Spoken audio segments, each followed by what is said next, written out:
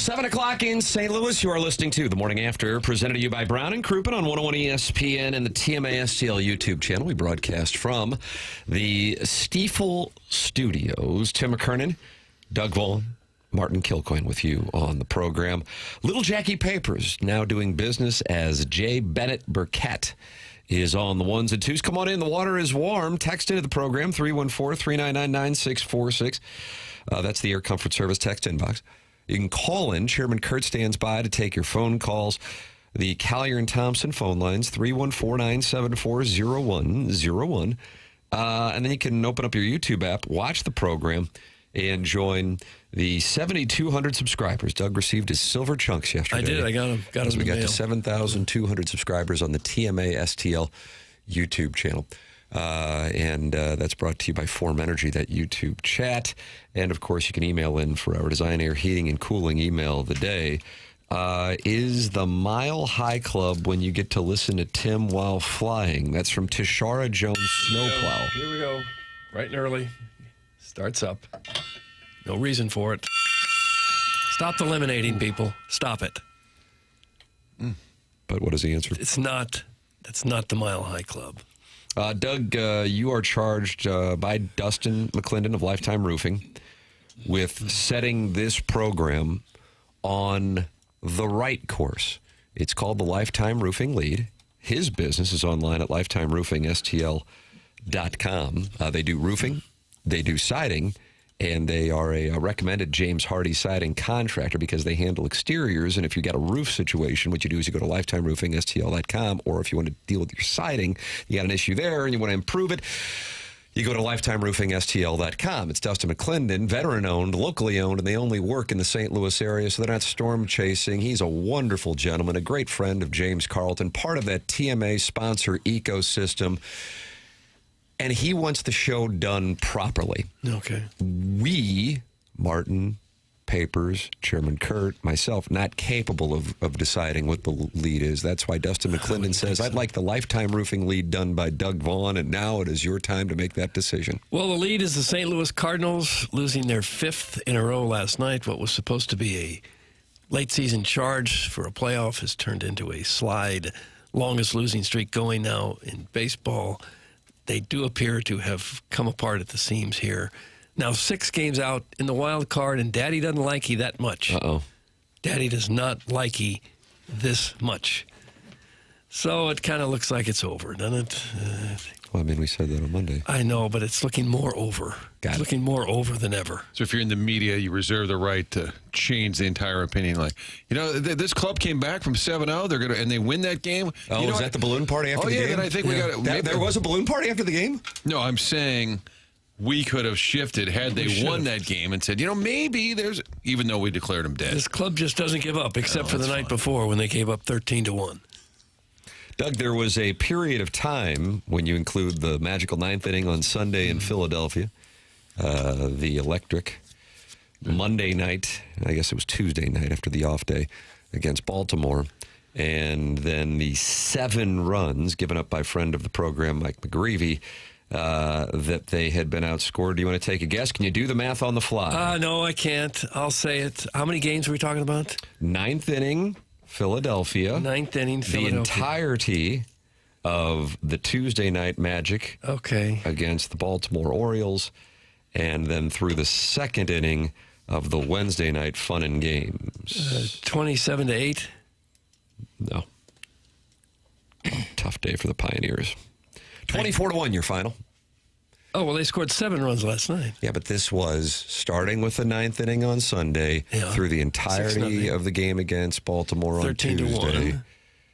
And then the first 2 innings of last night. Okay. 24-1, the previous 10.5 innings.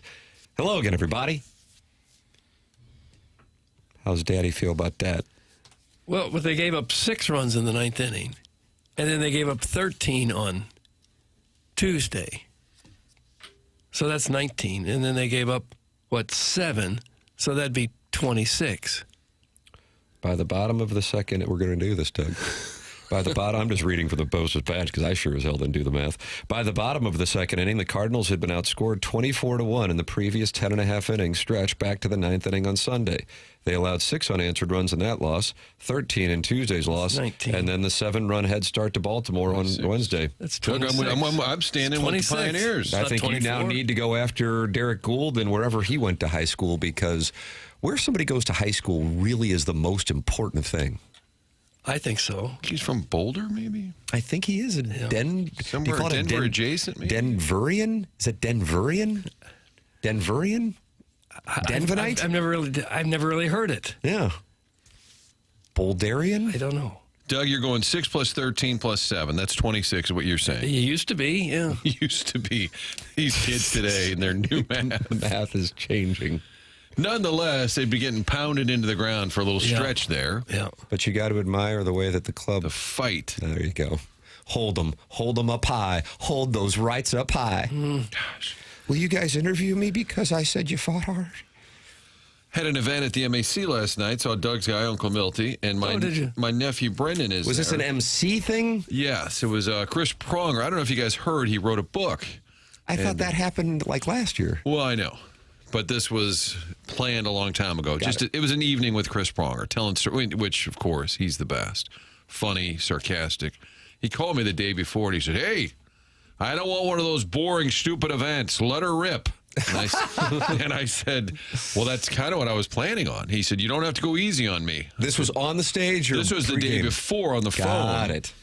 And so we had a great time. But my nephew is there. He's 23, likes to gamble. Oh, God bless. Let's talk And it so over. he says, "What do you think tonight?" I said, "Oh, man, McGreevy, 6 innings, 2 runs." Of course, we get into the event. He goes, "It's 5-0. I said, "What? When?" He goes, "First inning." Oh, I said, "Well, he'll settle in.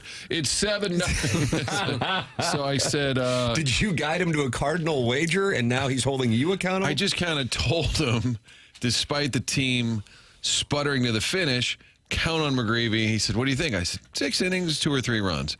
And he kept reminding me as the runs were piling up that I might have had a bad read. So Let's get into the real business. What are your thoughts on the St. Louis fans at Belle Reve? No one's talked about it yet. That's from the 636. Best fans in golf. oh, my. Gosh, did we show Is up. that a new report? They're still buzzing about it, Doug. Yeah. We're great. Maybe that's the post game last night. Riley, I know you're struggling a bit to get some outs in the late innings. Do you happen to watch the BMW? We got great fans. That would have been a good first question. I am a little, if you're birdie. looking long term, which you feel good about Walker, you feel good about Burleson, we're talking about their core. If there's a season in 2027, is Riley your guy again? I feel like we're going to have to open that job up in spring training. That won't happen. There are occasional moments that I know we can get an answer. Hell, I might even be able to get an answer just by texting the gentleman. I'd really be curious what the thought process, and this was said in advance, not after his, because you look at Riley O'Brien's last 3 outings, they got the win on Thursday in Cincinnati, the Dane Myers drop ball, the Tommy Pham didn't like game. But that might have been the worst one of the 3. If you were watching that, I doubt many people were watching that. It was a Thursday afternoon game against Cincinnati for a team that was already on the periphery as it was. But with that all said, he could not throw a strike. And somehow was able to get a guy to fly out deep to right field to end that game. Then you had the thing against the Phillies, but in fairness on that, I don't even know if it's in fairness, but just to tell the full story, he did have a bunch of guys 2 strikes. Now I realize they wound up with hits, but it wasn't like he couldn't locate. Again, last night, he just has these pitches where, it was to the backstop, and now you got the potential winning run at second base, and you just can't have that going on, especially with your closer. And so therefore, what I wonder is, I would imagine he had to have been available at the trade deadline. I don't think the Cardinals were like, we got to hold on to this guy because we're making a playoff push. If they were thinking they were making a playoff push, they're not trading Dustin May and Romero and Nootbaar. So I'm just curious if the market wasn't there, if they did want to hold on to him. I don't know. But yes, Martin, I agree overall, of course, At least I think it's obvious. I realize it might not be popular to say at this moment, but versus where we were at the start of the season, where we are now, I feel much better about the team and the organization as a whole than I did on opening day. But specific to O'Brien, this has been absurdly problematic over the last week. And one of the biggest issues is the guy really struggles with control. And you cannot be putting runners on base with walks, and you cannot just miss your catcher and advance runners. And that's what happened last night. And he's a guy at the beginning of the year when he talked about success, he said a lot of it is the mental approach, how he's worked a lot with the coaches. They even have a mental coach, whatever the right word is there. Bob Rotella.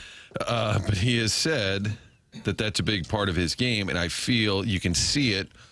I mentioned Reyes before from 5 years ago where he just kind of lost it. I think right now I'm sure it starts with your stuff, but I can tell he seems a little bit, the confidence is shaken for sure. It seems like with a number of relief pitchers, it kind of comes and goes. There was a time Helsley was unhittable, and then he wasn't. And the same has happened with O'Brien now, where he was just really lights out, and now he isn't. And I think when that happens, it's incumbent on the manager to make a change. You just can't keep putting the same guy out there and say, he's our closer. Whatever happens doesn't matter. It's all about him being our closer. I think that's unfair to the team. It's unfair to the guy, too. We had audio yesterday, Papers. This is from Bernie Miklas, and who else? It was on KMOX. Is that the Gas House Gang? Do you still have that? I apologize. Might have been Ackerman with Bernie. Okay. Where Ollie Marmol was asked about Sunday, which I know you were wondering about, Doug, why he didn't pull him on Sunday, in particular in advance of the Schwarber battle. So there was a base open there. Here was his response. You don't relieve him to bring in a lesser effective pitcher when the game's on the line. I get the 39 pitches. I can count with the rest of you. But the reality is it's his game to either lose or to close. And to bring in, you want to bring in Ferguson. Schwarber's actually better against lefties and is a high walk guy. So that's just a bad combo, in my opinion. We saw it a week earlier. It resulted in, I believe, a double in the gap. Bringing Graceffo, Riley had an opportunity to punch out Realmuto, Sosa, De La Cruz. So to bring in a lesser of a swing and miss guy to face Schwarber and Graceffo, none of that sits well. So at the end of the day, you have an off day the next day. It's his ball. If he gets it done, amazing. We shake hands. If he doesn't, that's just part of baseball. But I'd like for you guys to give me an example of a manager relieving their closer when the game's on the line. I'm all ears. Well, I'm sure I could find one. I don't know one off the top of my head, but I also know. I mean, let's not go back to when closers threw 2 innings back with Whitey. I'm talking about today, a closer in the game where the manager relieves his closer, all-star closer, who's leading the NL in saves for a lesser pitcher. It just doesn't happen, right? Let's not go back to Whitey. I like that. I don't think that makes it right because it doesn't happen. I think it makes it stubborn. It makes you put this guy above the good of the team. Well, why does it make sense to keep running a guy out there when you can see that he just doesn't have it? To say, well, he's the closer. Who cares if we lose as long as he's the closer? That doesn't make any sense to me. I know it's not an easy call to yank a guy who has been really fantastic over the course of the whole season. It's a tough call. But on behalf of the team, I think you have to do it. But I also would reserve that mindset for Goose Gossage, Bruce Sutter, guys who are cemented in that role. I do think there can be a distinction. And I also think, in the context of what was his last outing before that Philadelphia Sunday afternoon debacle, that thing in Cincinnati, as I said a little earlier, was the worst of the 3. Now, it might seem that way because that was the one of the 3. And by the way, the 3 being Thursday in Cincinnati, Sunday in Philadelphia, last night against Baltimore. They won that game. But that, again, I realize most people in the listening audience probably were not watching that live. For those of you who were watching it live, I can't imagine you were thinking the Cardinals were going to win that game because the man could not throw a strike. The Reds, I would imagine, Terry Francona had made it clear, just keep the bat on your shoulder. We're going to win this game. He cannot throw a strike. Yeah. So I think, and when I say this, it's not like he's mentally weak. I just think that there is an issue that it gets in his head and it's gone. When he's on, he is really dominating, but he has an issue that I think a manager has to be cognizant of, and in that capacity, considering the last time you had seen him out on the mound, they nearly blew a monster comeback win in Cincinnati, that you got to have your finger ready on the trigger. So, to draw a parallel, Tony La Russa is joining us tomorrow. Is that correct? I believe the skipper will be on at 8 tomorrow. I'm not by any means saying this is the same thing. This might be a once-in-a-lifetime kind of thing with what happened with Rick Ankiel. But with what happened with Rick Ankiel against the Braves, the Cardinals' finger was on the trigger quicker the next time he popped out against the Mets in the NLCS after he lost complete control. Not saying that that's what's going on with O'Brien at all, but the context of the previous appearance makes you more aware, I think, as opposed to if he had been lights out. And he wasn't. He was really bad, and it was about control. Now, again, on Sunday in Philadelphia, he did get 2 strikes, I think, on every damn hitter, and then still wound up losing the game, was Schwarber a 2-strike pitch? Either way, it was a bunch of guys with 2 strikes. It wasn't one of his control issues. But, part of his gig is to get guys chasing balls out of the strike zone, in particular with that sinker. So last night, throws a ball into the dirt. That's uncatchable. Doesn't matter who's back there. And go-ahead runs in second base. Christian Encarnacion Strand, who has had a reemergence with the Orioles. Turned into Babe Ruth. I'm telling you, he's been doing this actually before coming to St. Louis, but he's really doing it now. Just rips one into right center. The first base runner, that was more of a seeing eye variety, but either way, on base, and then he's advanced to second base, and off you go. And you already know you got a problem.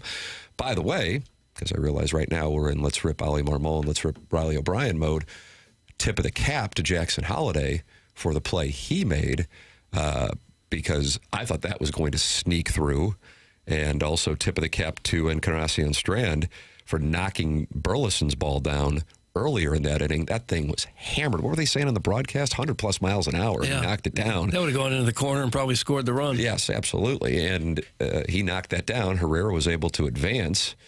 But Baltimore made 2 damn good defensive plays. I don't know if he knocked it down or he just couldn't get out of the way of it. Yeah. It was one or the other.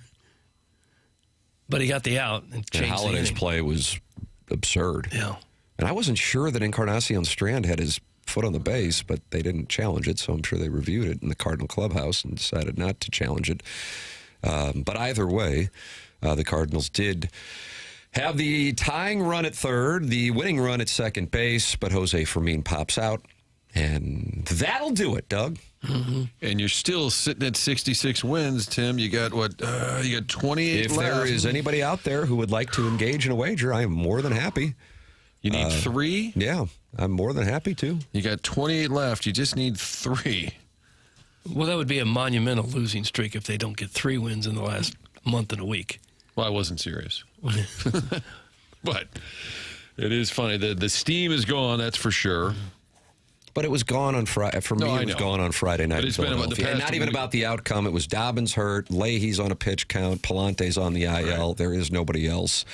And in that sense, it sucks because it would have been fun to have some semblance of a sweat in the month of September. And after the Chicago series, and then after the game that they were gifted in Cincinnati, I was thinking that we were going to have that, and then you just got hit with 3 monster pieces of bad news on Friday. Well, I know the Leahy thing might have been. Were you aware that they were going to limit him to 65 pitches? Were you guys aware of that? I wasn't. I was not, no. I knew that there was talk of monitoring his innings down the stretch. And by the way, it's the right thing to do. I understand it. As a fan who would like to see a sweat, it's frustrating. But when you lose 60% of your rotation, in the sense that Leahy is not the same guy because they're not going to let him pitch deep into games, and Dobbins and Palante, it's like, well, what, that happened in a matter of, 2 of them happened in a matter of a few hours, and the other one, for me, was news, and that you see him go out there and you shut out that Philadelphia lineup for 4 innings, but he's at 63 pitches, so we're going to pull him, and we've got a bullpen that's fried, and And we've got to use that bullpen to get us through. And by the way, the bullpen did up until the O'Brien ninth inning thing. Well, if you like the bullpen, it'll be on full display today. Yeah. I don't know who's actually starting. Is that like Graceffo? That might be a nice play. I don't know if it matters, but He didn't pitch last night, so that'd be a likely play.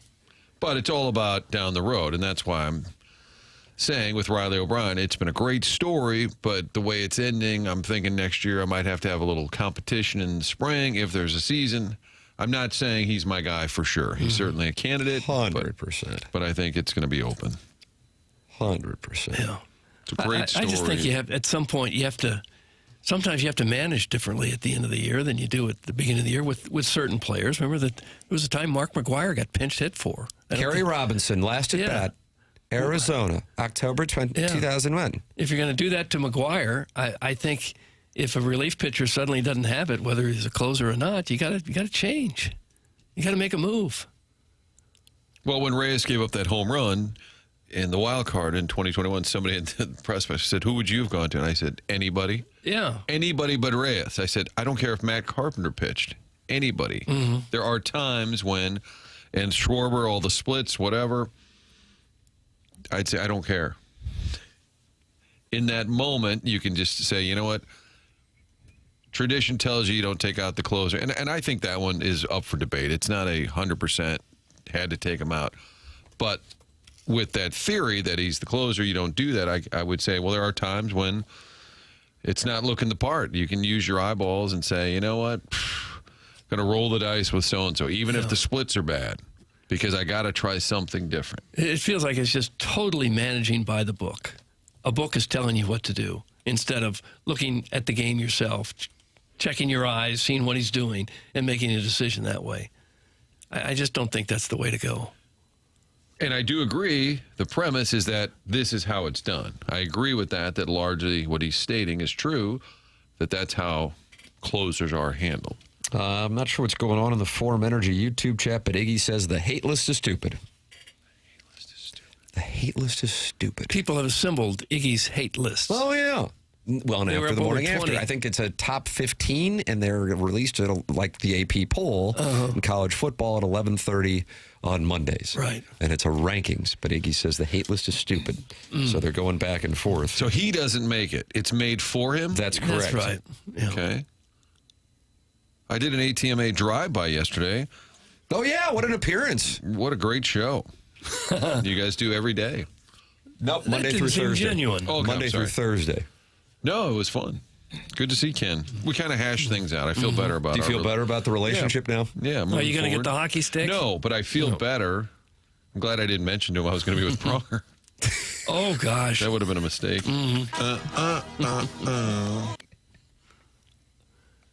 That would open up a whole nother can of worms. Get that woke manager out of this town, please. That's Well, the I don't know if Yugoslavian. He's woke. Hi, Poppy. No. Didn't know that he was woke. No, I don't know if woke has anything to do with it. It's kind of frustrating to think that they don't have more pitchers coming up through the pipeline, that they don't have some people at AAA that they could trust to come in and be a reliever, take a spot start or two. It's like they're saying we got nobody. Well, that's what the minor leagues are about. They're supposed to pitch in like 40 right man, now. 40 man. 40. Well, there's got to be some on the 40 man, and that's 40 what it's man. about. You got to have people ready to go when 40 in an man, emergency 40 man. situation. Some guys talking about fries. Don't let him pitch. The guy talking about fries, leave him on the bench. Even our guy Quinn pitched Saturday? Got teed up? So he'd be on turn today. Yeah, but he's pitching tomorrow. Friday. So I guess we're monitoring his. He didn't have to work too long Saturday. No, just a few. He was a little efficient. So he'll be on the bump tomorrow, papers. I wonder what kind of crowd they'll have today. Strong to I would think weak to quite weak. Dare you. This is really when you need downtown businesses so people can pretend to Oh, be. Doug, Max and Irma's. Yeah, So people can that's gone say, too. I'm gonna bug out a little early today. Gonna go see a client. I'm gonna catch a client before he heads out of town. Okay, and then you're at the ball game. That's why it was a businessman special, which is very offensive. but they could probably use a few more businessmen downtown yeah. to run over and go to these games. And they used to be very popular. They get big crowds. Do you think a bullpen start will affect the infidelity index that Great question. happens What in the world? at a day game in St. Louis? That's a great question, actually. I hadn't thought about it. People will stray because Gastelum might see an extra inning. I don't know. It breaks up the flow of the game, when guys are only going 3-4 innings at a All right. time. It messes with the normal order of things. Yeah. Like when Cupid Shuffle comes on, people might be more prone to heavy petting. I don't know. Or some would say that it might increase because of the, warm-up periods and bringing guys in and out, less time to watch. More time to play. Yeah. Or just the vibe. It's a free-for-all. Right. Who's pitching? Whoever. You want to pitch? Just go for it. Yeah, Live your life. Fredbird's taking the 7th. Just kind of that laissez-faire attitude. Yeah. Idle hands are the devil's playground. Is that what it is? The idle mind. There's also idle hands, I think. You don't keep people busy. How's your hand? I've been concerned about What you your got going on there after finger. the mole scissoring? But does it hurt Swollen less? still? Does it hurt less? It still hurts. Yeah. Oh, I hate that for you. It sucks. Guys, I cheated because I watched a closer pitch 2 innings. My wife forgave me because it's not normal. That's from Daddy Likey. Yeah. So here's an example makes of what sense. Jackson's presented. Makes perfect You get a hall sense. pass if a reliever throws to 8 batters or more. Yeah. Bill, what were you thinking? They let Graceffo go 3 innings. It just got away from me. Yeah. You're in couples therapy. Blaming gets tell him. Hey, guys, I had to have a long talk with my kids yesterday after hearing Martin's latrine lip on ATMA. That's from Big Tough. Yeah, Martin, you used a 4-letter word, and a lot of people sat down with their children last night. I thought the rules were different down the hall. Yeah, I didn't even know you guys were really on the air. we do have a close proximity to the bathroom, which does throw people off. Sometimes you can hear people flushing right next to us. Yep. Schaefer Door Company actually sponsored that flush. Yeah. Sponsored the flush? The Yeah, FCC was cool with that, but they are against, Martin just, saying a harmless little word. Well, Cursing like a sailor. calling out eggs because...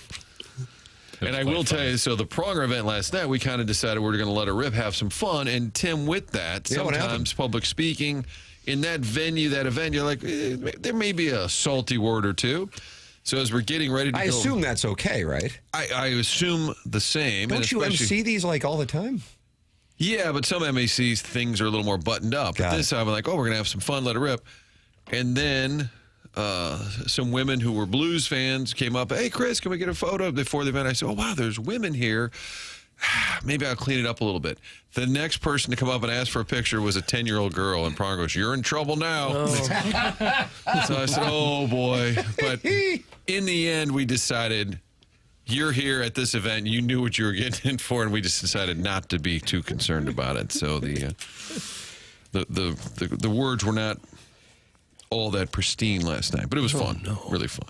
Hey, good morning, fellas. Yes, I am heading to the Businessman Special, and yes, I have a hot water along as my date today. Will be sitting in section 214. Look for me.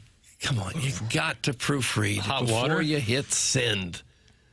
I have a hot water along as my date. What's that even mean?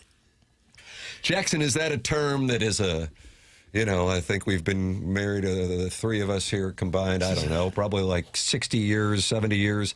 You're a bachelor. And, of course, a man in love and Marty monogamy. I want to make that clear to the listening on all the ladies in the audience. That's right. But is there a term now for people in their 20s where they call a date a hot water? No. If there is, I haven't heard that. Well, what's the word he meant to type there? A hot number? Hot number, hot Yeah, woman.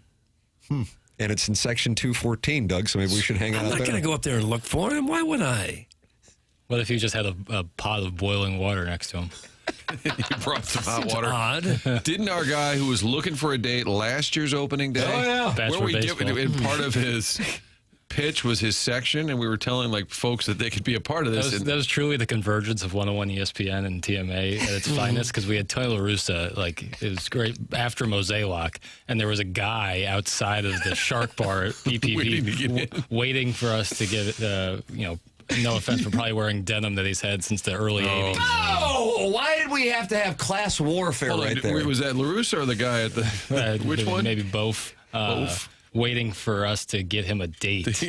And we kind of For forgot Cardinals that it was a opening day, bit that we yeah. had been a part of. We did him wrong. And then on the day that he was counting on us, we forgot that we had committed to the bit. Yeah, I was staring at the Cardinal manager as opening day right after John Mozeliak, and there's a guy knocking on the glass. Remember me? Doug, he meant hot drink of water. That's from the 618. Some people are saying he meant hot wife. But that wouldn't fit the premise. Either way, this all could be taken care of if the guy took 1 second to look at what his text was going to be before hitting And Doug, send. so you want people to proofread before you hit send. It just takes a second. There's no rush. I have a hot water along as my date today. Makes no sense. I'm going to block him. He's gone. That's Huntley, extreme. hot Wow. wife Oh my- hunter. he's gone. I'm going to suspend him first.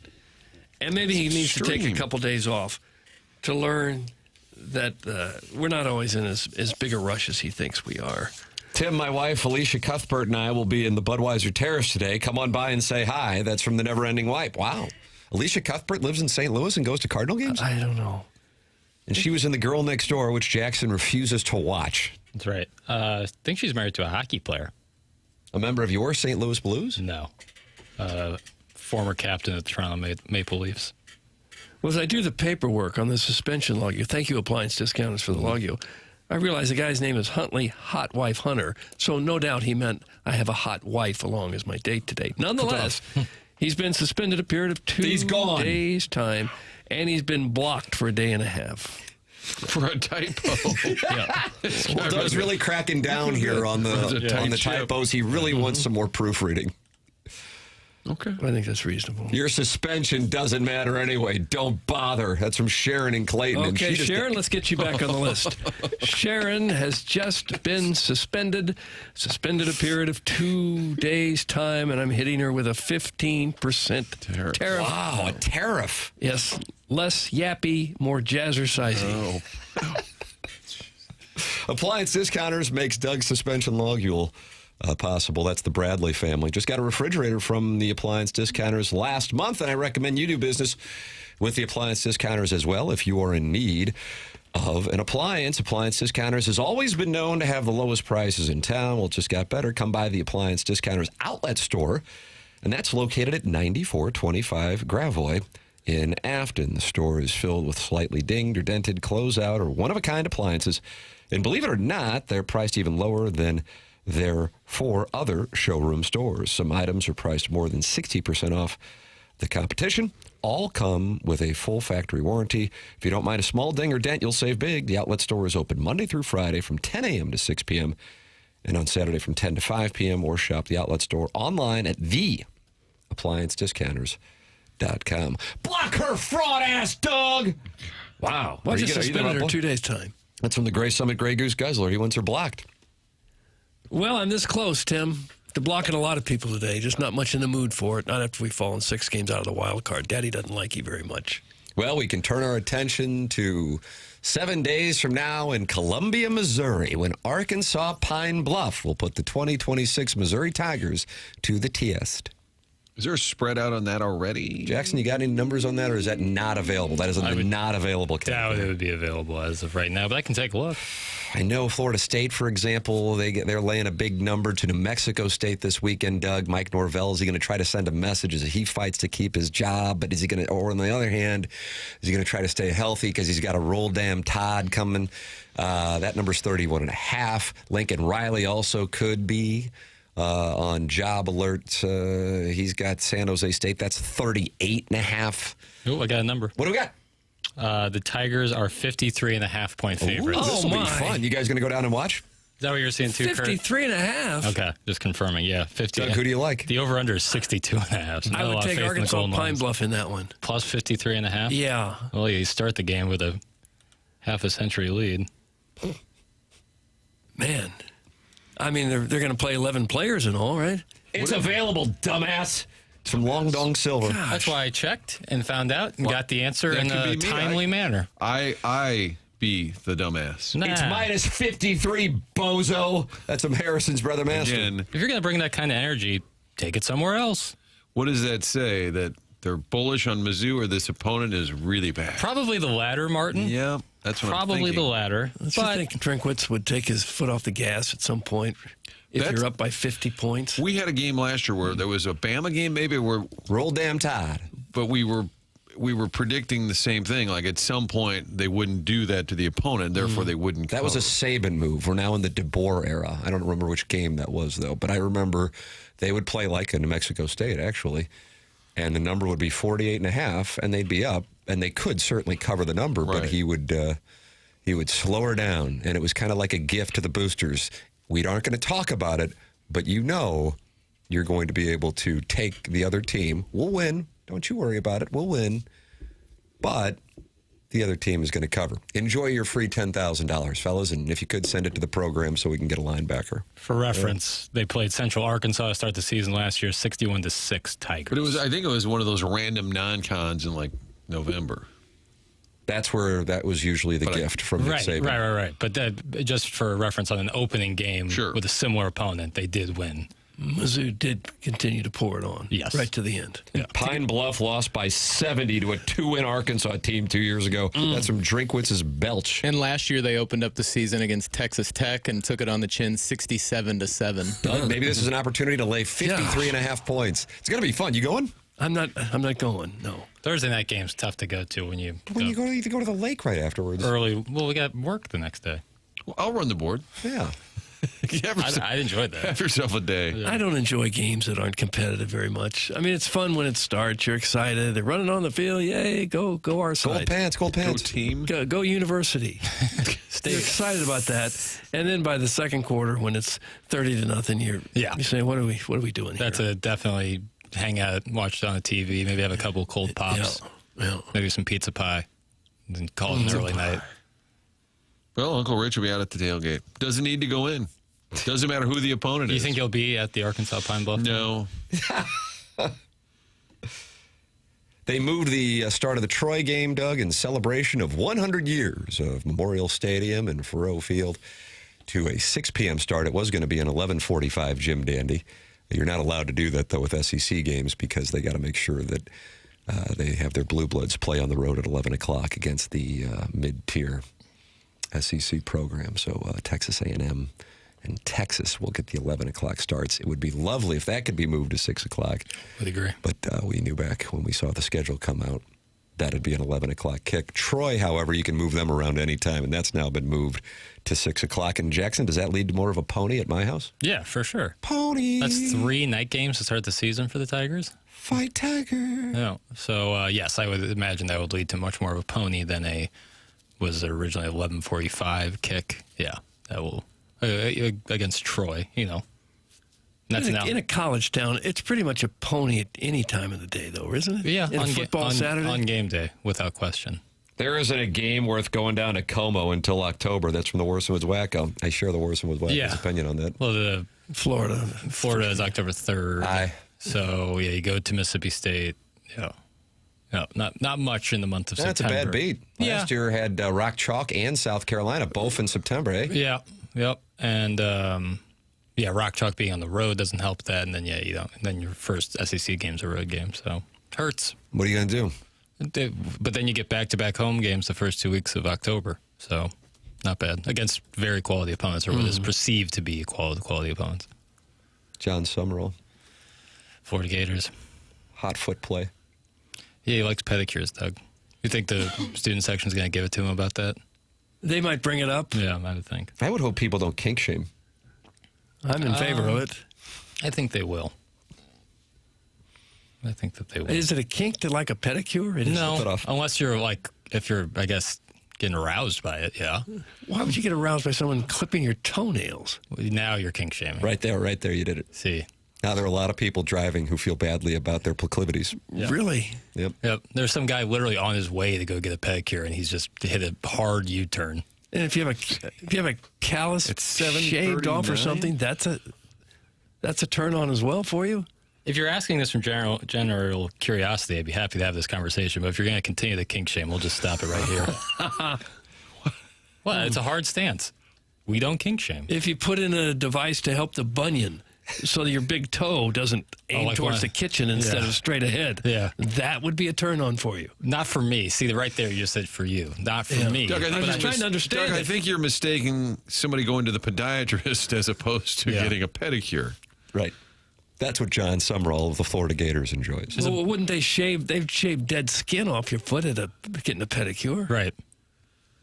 Off the heel or something. You go, wow, did that ever feel? You got to be kidding me. I'm not going to judge. Yeah. Papers is merely saying, we don't know, but some people like some things and some people like other things. Right. Right. Producer Joe. Okay. The Mizzou-Troy game's now during LSU Ole Miss. It's from the Hunchback of Vaughn Castle. Yeah, damn, that sucks. Well, What are you going to do? half an eye on the make sure Missouri-Troy is going how it should, and then, You watch one on the TV and one on your phone. yeah, YouTube TV is the split up, which is nice. Although that 2-game split really hurts your viewing with the black bars and everything. How I about 2 don't- TVs? I don't know what this means, but let's be honest. The Warson Woods Wacko, the reason you can't go until October or later is because the Baymont is already booked until then. It's from the Overbearing Sports Dad. What is the Baymont? Is that a Baymont hotel? is its hotel, yeah. Is that a nice hotel? No, it's kind of, it's a kind of a second tier. It's like I want to say it's like a Hampton Inn type of By deal. Wyndham. But they're okay, but it's not a big fancy. And that's the Ritz reason the deal. Warson Woods Wacko can't go? It I has think nothing to do so. with the bad schedule? Probably so, yeah. I didn't know about this Baymont thing. I think I've stayed in a Baymont at some point. They have one in Columbia. Yeah. Am I right there? It's kind of that second tier. They're not huge, but they're- Yes. Yeah. I would say that is. But if you're in a town like Homa, if you just get a room, you don't care. Anyway, right? because you're not going to spend any time there. no. Good morning. I would like to take a moment for a heartfelt shout out to the members of the St. Louis Club. As many of you've heard, they now have to cook their own dinners again. So please keep them, particularly the wives, in your thoughts and prayers as they navigate this transition and dark time. Ease them into the fact that there is no good takeout. Check in on the strong ones. These folks are so desperate right now, they may pretend they always wanted to join the MAC anyways. Thank you. That's from Mr. Licks. The St. Louis Club, is that the one in Brentwood? Clayton. In the I don't high-rise? believe Brentwood. Clayton. All due respect. Where is it in Clayton? It's in like the Tubman office building. For me, I have a compass in Clayton, and it all starts with wherever Hahn is, and it's directly to the northeast of Hahn. At least it was, but now Hahn is going to be by himself because the St. Louis Club has voted to cease operations, and that's why Mr. Licks was sending a shout-out to all the members of the St. Louis Club. This is different than St. Louis Country Club, although there might be a Venn diagram there to look at. I went to a rehearsal dinner there 2 months ago. Did you? And then and Martin, Doug, and I don't even know where this thing is. I just know where Hahn is. Yeah. Well, it's in Clayton, and yeah, Of course it is. was a lovely rehearsal dinner for a wedding. I was pulling mole traps out of my yard while you're going to rehearsal dinners in Clayton. That's right. Yeah. Well, We're just different. that's how the other half lives. You grew up in a Tony suburb. And you grew up in what, some sort of cave? It's like a dirt hole. And we were happy to have it. Well, this frankly. narrative does have a life of its own. The great photographer at Fox 2, Mike Border, works day shifts, listens to this show a lot, and he said to me the other day, he said, hey, real quick, a couple of my friends were asking, and I was also wondering, does Jackson really have a place in the Hamptons? And I said, I had to decide because I don't want to ruin the bit. No, I know. It's So tough. I had to make a decision, honesty and media and coworkers, and I said, no, he does not have No, a... not yet. I said, you see, he went to Ladue, and therefore he's privileged, and so we have added on to that narrative. But And then he flies in and out of Teterboro, and then he takes a copter from Teterboro to the Hamptons. Yes. As a radio producer.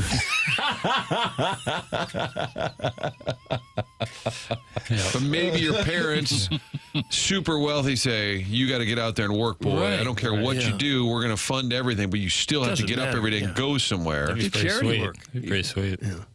What do we have to do to get more City SC coverage? We're on a 12-game unbeaten run, but you guys would rather spend most of your time talking about the Cardinals. So from the 618. And he yelled that too, didn't he? That's correct.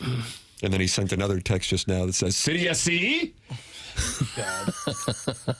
I'm blocking. He's gone. Blocking. Oh, my, everybody's gone. Okay, there's certain attitudes that I don't care for. What was his name, Tim? Just says 618. 618. Everybody in the 618 is on the list. They're gone. You've been Doug runs a suspended for tight attitude. ship. His Attitude power reasons. is unchecked. 2 days time, and I'm putting a letter in your file. Oh, I hate when that happens. Worson Woods Wacko has responded to the overbearing sports dad, who I thought was at war with Carlos Spicy Wiener, but he has put the Worson Woods Wacko on his dance card and says, I am at the Ritz-Carlton of Como, you dumbass. I'll be signing at the Ritz-Carlton Como the following weekends. Florida, Texas A&M. I'll be on the road at Ole Miss, back in Columbia, Texas, and on the road at Georgia, and back in Columbia, Oklahoma. For Oklahoma, that's from the Worson Woods Wacko, Doug, the Ritz-Carlton of Columbia. Would that be the Tiger Hotel? I can't speak for the Worson Woods Wacko's whereabouts. I do know where Han is, though, if you want to know. Okay. City SC's stupid. Thanks. That's from the chairman's vasectomist.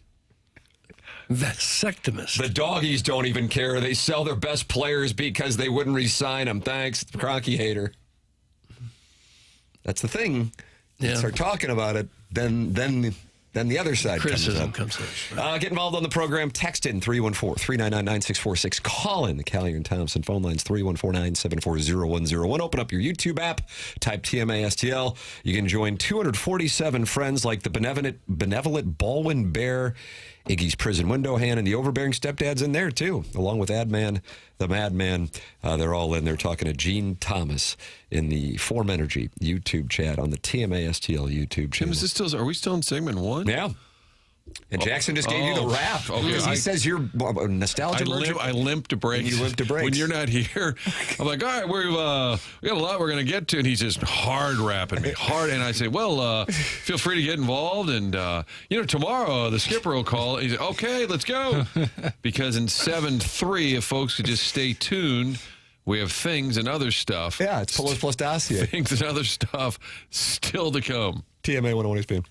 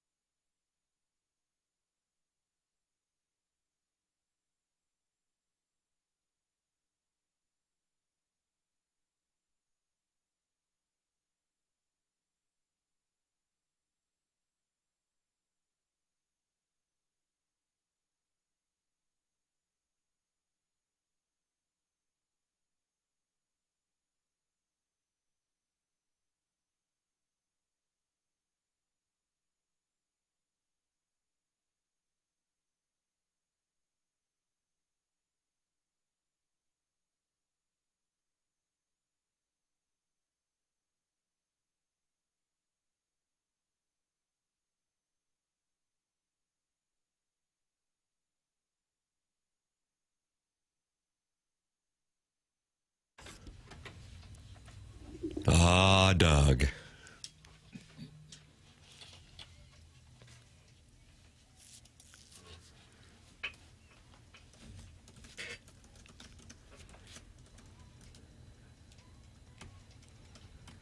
Boy, does this take you back? I don't know. I don't think I've heard it before. Oh, okay. Hard to believe this is the only thing that Ghost Town DJs did, isn't it? No, not at all. I hadn't heard of him before. Same year as Dimitri Young's triple against the Atlanta Braves in Game 5. Was that started by Denny Nagel? I don't remember who started. 1996? Yeah, see, you know the years. Okay, well, I guessed on that one. Papers, why are we celebrating Ghost Town DJs? 30 years ago. Wow, hard to believe, isn't it? It's an R&B Thursday. Oh, wow. The STL Today commenters will not like that. R&B Thursday. Address Doug saying the Tiger Hotel is the Ritz-Carlton of Columbia, Missouri, please. That's some salad fingers. Shout out to Salad Fingers. Isn't that the nicest hotel there? Either that or the Broadway. Yeah. I think the Broadway might be a touch nicer, but the Tiger is certainly newer. Yeah, but the Tiger is more like historic. Yeah. And a little more old school. But I haven't stayed at either. Is that the hotel garage where Wacko meets his deep throat of Mizzou football misinformation? That's from We Too Low. Doug, that's an unfortunate reference to the Sam Horn report, which may or may not have been accurate. We'll never know. The world will never know. No, we won't. Wonder if He we said Sam could Horn was gonna be get the to starter. Sam Horn, and I wonder if he would say, yeah, I was told. Maybe he would know.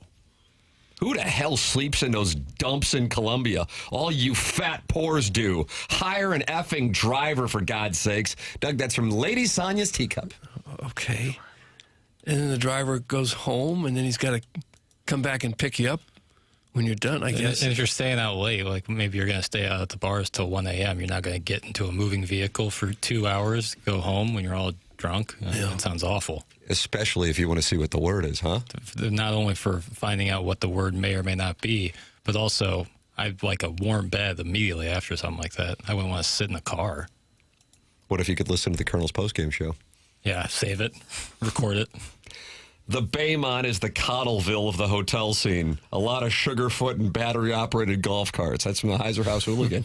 It's a Sugarfoot hotel? I don't know if it is or not. The Tiger Hotel was my dorm my freshman year. Mizzou had record enrollment and ran out of housing space on campus. That's from Manute Bowl eligible. That actually sounds kind of sweet. Was that right after the football team got really good? I think Manute Bowl eligible, we're going back a little Yeah, bit. they'd probably go into the 90s.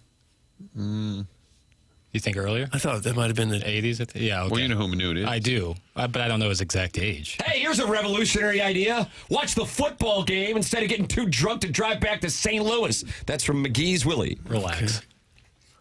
It's Saturday in the SEC. Yeah, why don't you mind People your want to own have a couple business? pops, let them. If they're being responsible and getting a hotel room, that's a good thing, not a bad thing. Not to mention the commerce it brings to Columbia. Don't say commerce. Why not? I didn't like the word. The Baymont has mandatory cuck chairs in every room. That's from ball coach Steve on TikTok. Well, like every hotel does. and they're every hotel. mandatory? Well, I don't know. Like in the, Cup chair. Yeah. Every hotel has like a little chair. Pretty much, Sometimes yeah. a desk. Mm-hmm. And that sometimes, but when the chair is pointed at the bed, Cuck. that's what it feels is like. that right? Really? That's what it feels like. I haven't talked to any And if there people in the isn't hospitality one, industry. you ever but- call down to the front desk and say, yeah, Did you there's bring no up a cup cuck chair? chair? Yeah, there's no. Call down My and room's ask. missing a cuck chair. What other purpose would it be there for? I mean, Right. people don't just sit down. No. Tie your shoes. McGee's Willie equals real loser. That's from Gerard Chadwell. R&B Thursday. Good luck with that. That's from the 314. I have no qualms about it. Ask us not to breathe next, McGee's Willie. That's from We Too Low. Don't tell me what to do, McGee's Willie. That's from the 636. Yeah. No one's saying you need to get blacked out to watch a Missouri football game, although there's been some games where I wish I was. But it's totally cool to, have some drinks. It's a beautiful day in the fall, and if you're being responsible, it's great. The Days Inn is great for foreplay. That's from caller Buzz. I don't know. I didn't know that. Doesn't it seem like there's a demand for more hotels in Columbia? So many people can't stay. I know. They I know stay there's only a vacant. few Doug, why don't we days. build a luxury hotel there? We probably should. But it's just- only a handful of days. Right. It stays vacant for so long. Yeah. Like you're going 9 months where it's not even going to have like half capacity. But I don't see any of them going out of business there. I'm sure there's some on the outskirts of town that definitely have gone out of business. Well, build it in town. That's what I'm saying. There's not a ton of real estate available in downtown Columbia? We'll find some. Okay. I wonder if people are in Columbia, if on the corner of 9th and Broadway, if that restaurant space is still open. I'd be very curious because it's been vacant since 2017. 9th and Broadway. Right on the corner there. Maybe the most prime spot. Boy. 9th. You know where Broadway Sure. is. Yeah. So then Bought time right there. Do you know where take Ninth is? it I don't down know to where 9th. Ninth 9th is splits right between down the 8th middle. and It goes 10th. right. 9th goes through campus all the way up downtown. What's there? You pass bookstore, you consignment pass shop. Shakespeare's on the way up Okay. there. Oh, you that's pass nice. The Bucci's. journalism school, Doug. You pass Okay. Tiger Barber. That's where we got our Shakespeare's. educations to be able to do this job. Yeah. But Shakespeare's is That's why I 9th tried and to forget it. Shakespeare's is 9th and Elm. We need to go up to Broadway. Okay. You got to go up the hill. All right. So right there on 9th and Broadway, there's been a vacant What's restaurant. Fieldhouse on? Is that Broadway? Yes. So that's the main drag. Yeah. And then 9th, I would say, is the main drag going the opposite. Doug, did that help? Do you know where you are now? Yeah, I know You're where at 9th and 9th and Broadway. Broadway. Is. Yeah. Getting blacked out at a college football game is my right as an American, McGee's Willie. That's from Big Tuft. Yeah. Aim high. Set high goals for yourself.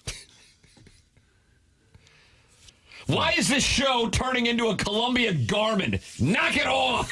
That's from MD 2020. We like to have a segment where it's called Where Things Were or Currently Are. Great segment. Because otherwise, you'd be a nostalgia merchant. Right. I enjoy when a listener texts in and tells us to knock it off.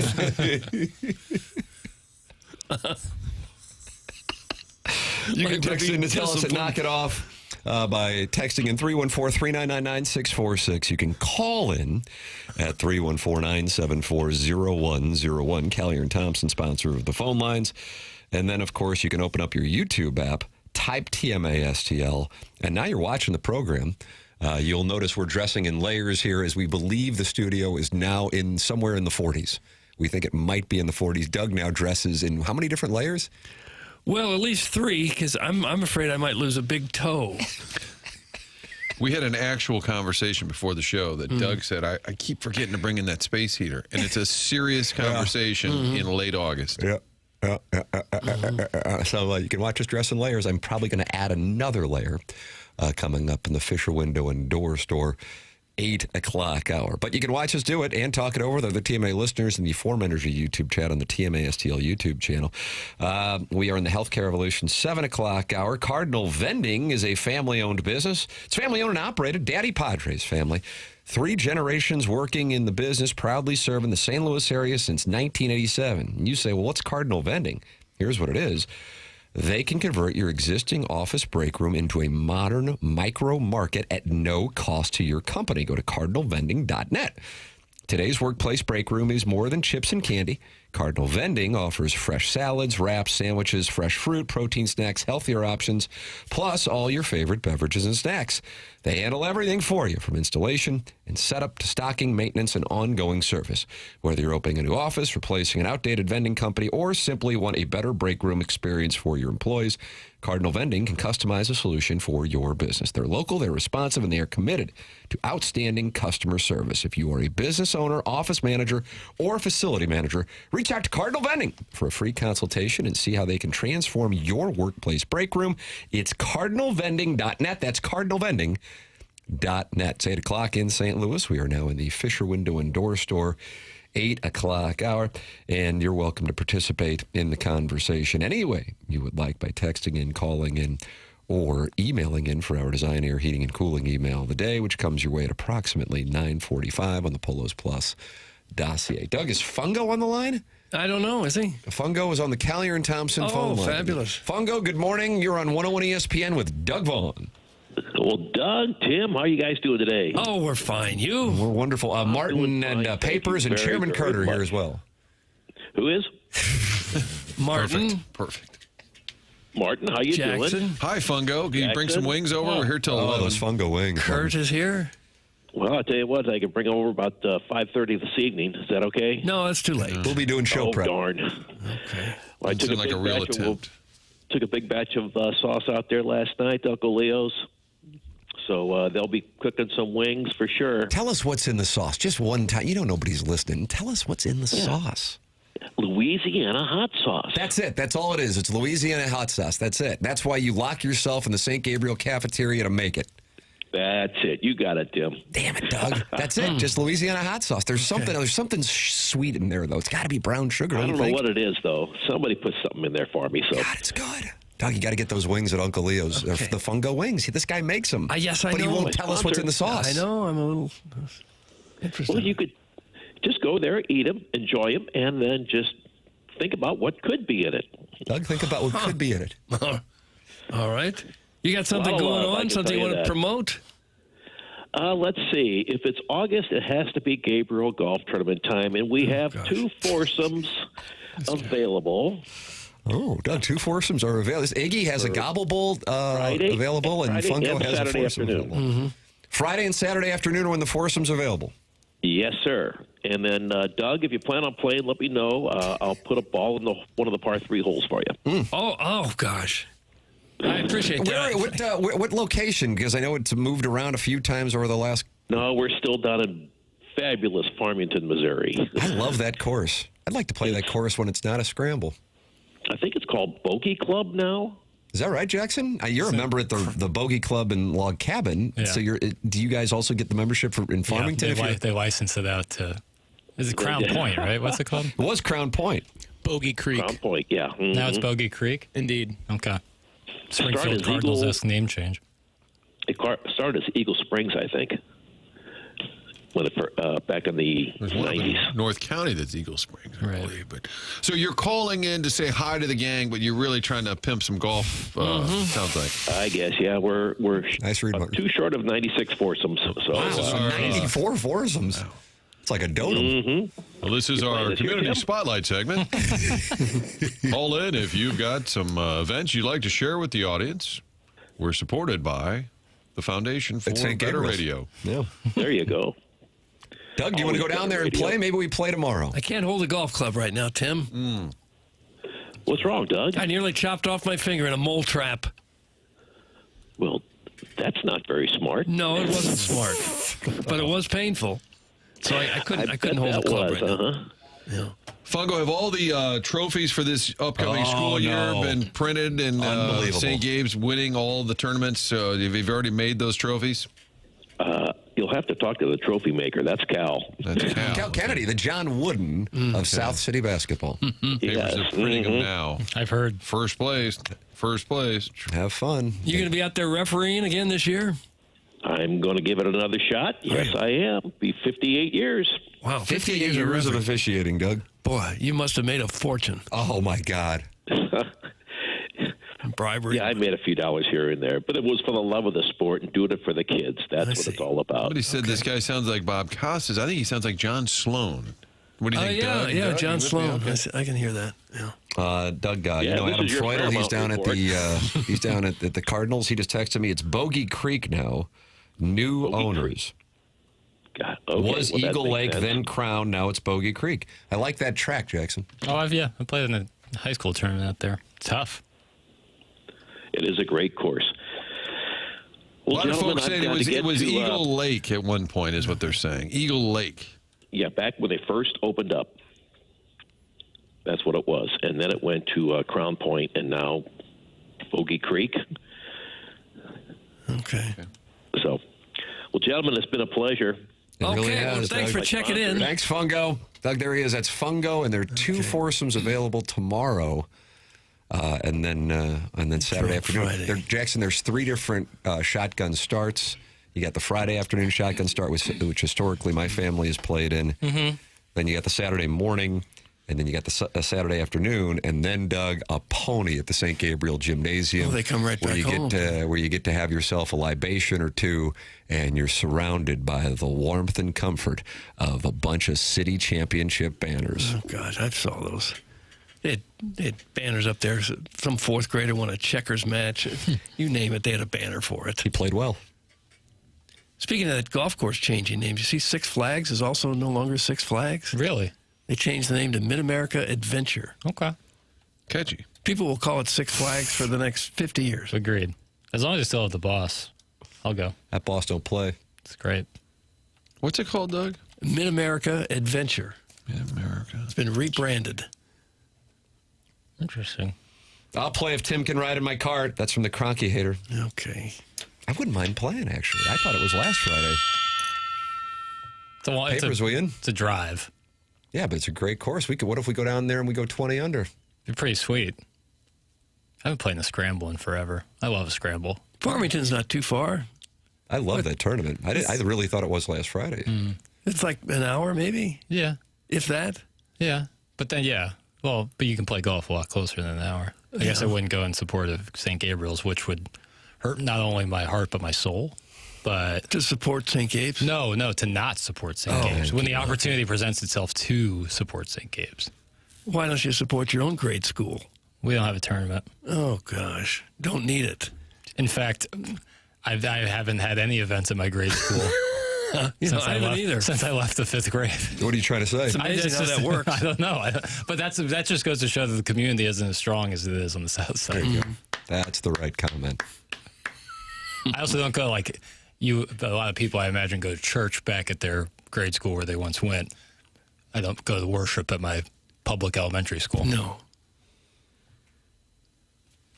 Doug, the Springfield Cardinals are being rebranded. Have they announced the new name? It says the new identity has been selected according to the team, but fans will have to wait a little before they find out. Oh, for heaven's So I have some friends What is the who point of this? went down to who were students at Most State and loved watching the Springfield Cardinals because so many young, and they would have a theme night, a specialty night called when they were the Springfield Cashew Chickens because the Chinese restaurant dish cashew chicken, Asian American restaurant dish cashew chicken was invented in Springfield. So I kind of hope they rebrand to the Cashew Chickens.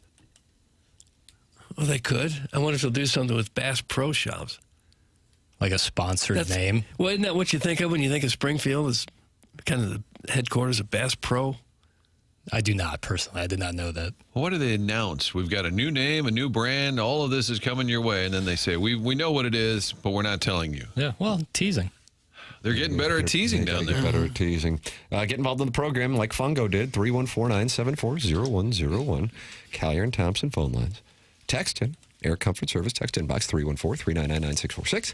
And, of course, you are welcome to open up your YouTube app, subscribe to the TMA STL YouTube channel, and join the 264 friends in the Form Energy YouTube chat. Email in for our Design, Air, Heating, and Cooling email today coming your way at approximately 9:45, and that is a chance to win against other TMA listeners the morning after at InsideSTL.com. It's TMA 101 ESPN.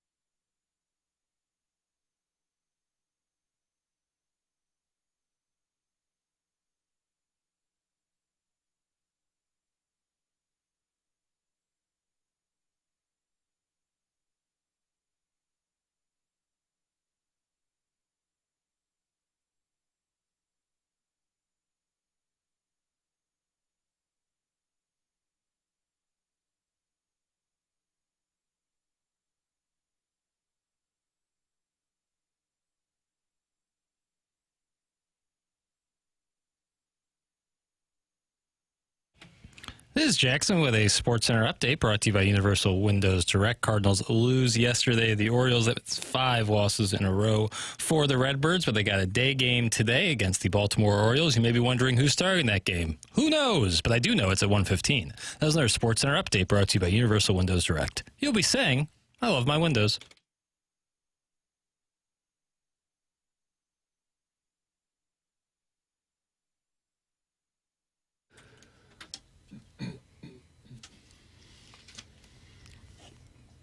Man, this is kind of a jam. Paper's having a big day. Paper's having a big day, eh? R&B Thursday. R&B Thursday. Doug here on TMA 101 ESPN and the TMA STL YouTube channel. Tim McKernan, Doug Vaughn, Martin Kilcoyne, Little Jackie Papers, also known as J. Bennett Burkett. And you can call in to be part of the program. Chairman Kurt filters the phone calls and the emails. 314-974-0101. Save that number in your phone and call in and be a friend of the feather, just like Fungo did in the previous segment. Coming up on the Polos Plus dossier, Martin, we do expect Matt Holliday to join us. Well, I haven't, his son stole a game from the Cardinals last night, so we got to hold him accountable. So yesterday on the ATMA vehicle, stopped by to say hello to Ken, clear the air, and then I told you guys that I looked down at my phone, I had left the program, and at 10:44 yesterday, Matt the Bat said, "Now?" ? So he attempted that. So the follow-up will be coming soon. I wonder, I don't know. So yesterday I put it at 78%, and I got a big whiff on that. I'll go 50-50 today. All right. Brad Thompson's on the Polos Plus dossier. That's coming your way at 9:30. The Design, Air, Heating, and Cooling email of the day is on the Polos Plus dossier. That comes your way at 9:45. The morning after at InsideSTL.com. The morning after at InsideSTL.com. That is how you can email in for our Design, Air, Heating, and Cooling email of the day. Mike's Hard members only has turned his attention from the Major League team, not to the AAA team, but to the AA team. Is this current Springfield roster the best AA roster ever? That's from Mike's Hard members only. Sounds like he is ready to replace Mike Greenberg when he steps down. Doug, you have been... Is the Springfield team the best we've ever seen? Doug, last night, Rodriguez did not have a hit, but he did have a run on an RBI. It was Ty Pete who had a big night last night. Hey, Petey! 3 for 4. And he came over from the Mariners for Brendan Donovan. Am I right? It's tough to track them all. They got 2 outfielders, right? Was there a Ledbetter in there? Yellow. He's at AAA. Jesus Baez, and you got in an argument with somebody yesterday over his position. George Clooney. George Clooney's doppelganger. That's how it all started? Yeah. Jesus Baez also had a big night as they won 14-4. He went 3 for 4 with 4 RBIs. And Doug, he hit his 21st home run. Now, I got to be honest with you. There's a gentleman who plays first base who I'm not all that familiar with. Martin, are you? Jack Gurovich? Yeah, I've heard that name. He had a big night. He hit 2 home runs. Yeah, he's supposed to be a good hitter, too. He went 3 for 4 with 5 RBIs. So the boys were raking last night. That comes on the heels of Liam Doyle shutting him out the night before and Rainiel Rodriguez with 2 home runs the night before. And Baez with 2 home runs the night before. Not the Joshua version here in St. Louis, but the Jesus version in Springfield. Doug, they're changing the franchise's name. Okay. Gurovich is a first baseman, and this year he's got 26 homers, 81 RBIs.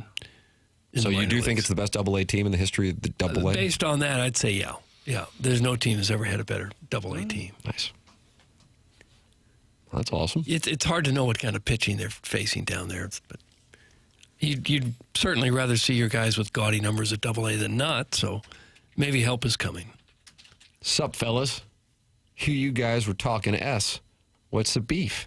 Score still mad at me? That's on the Nipper School Monitor in the Form Energy YouTube chat.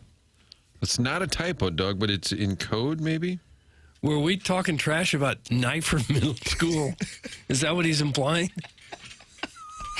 I don't recall it coming up, but then at the same time, as we all acknowledge, we forget what we talk about just 3 minutes earlier. Yeah. So it is possible that we were spending some time on middle schools.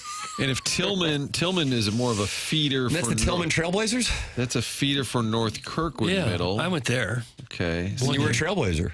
So that'd be super fun if Portland moved their NBA franchise here. It'd be full circle. It'd be very meaningful for me just because of that. I don't think we weren't called the Trailblazers back then.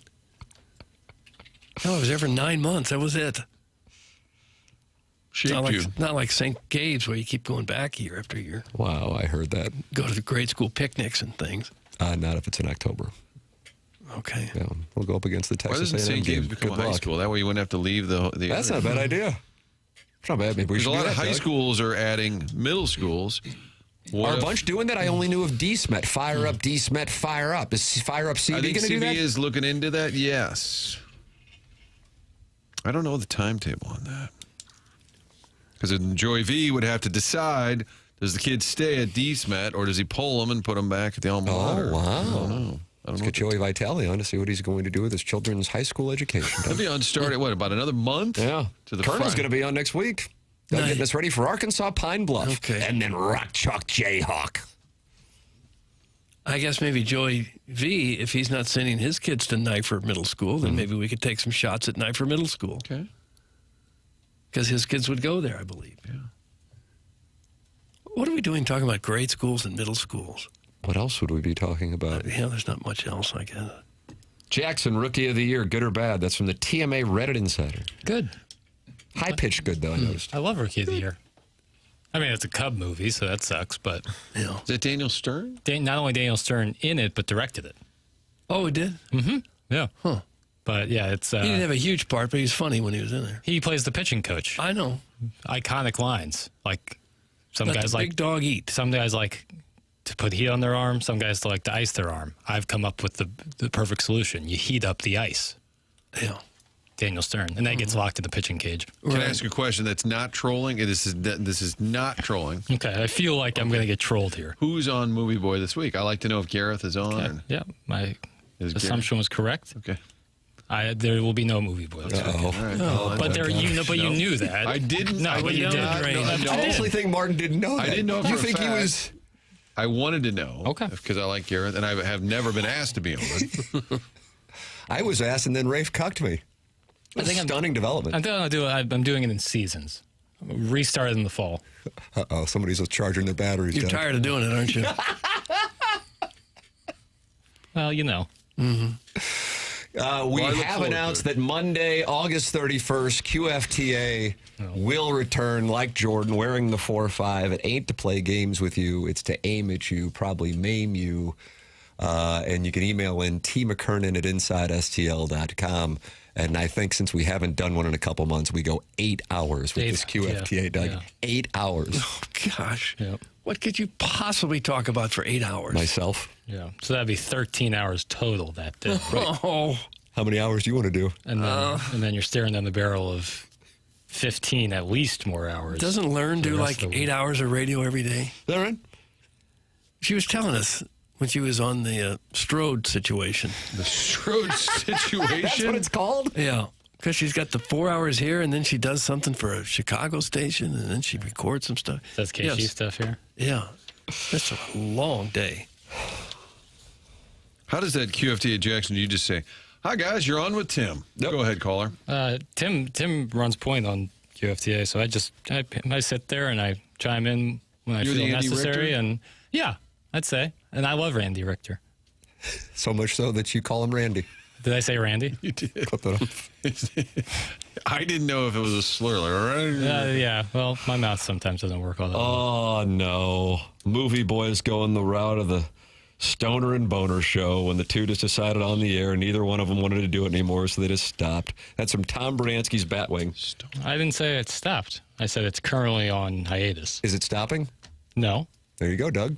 So it's not the Stoner and Boner show. How long do you expect the hiatus will last? As long as it needs to. So it's stopped. No, not true. Okay. The last episode we did was on the Odyssey. well, that's all right. That's pretty recent. Right. Thank you, Martin. You're now back in my good graces. Just like that. Yeah. I just want to be on. That's all. But I'd be happy to have you on. We were going to do a Wes Anderson deep dive. That'd be great. But Paul just said we would rank him from less pretentious to most pretentious. Wes Anderson films. Yeah. Why, oh, why am I absolutely going to listen to all 8 of those hours of QFTA? Like a moth drawn to the light of the great and powerful Tim. That's from Dougie V's BBL.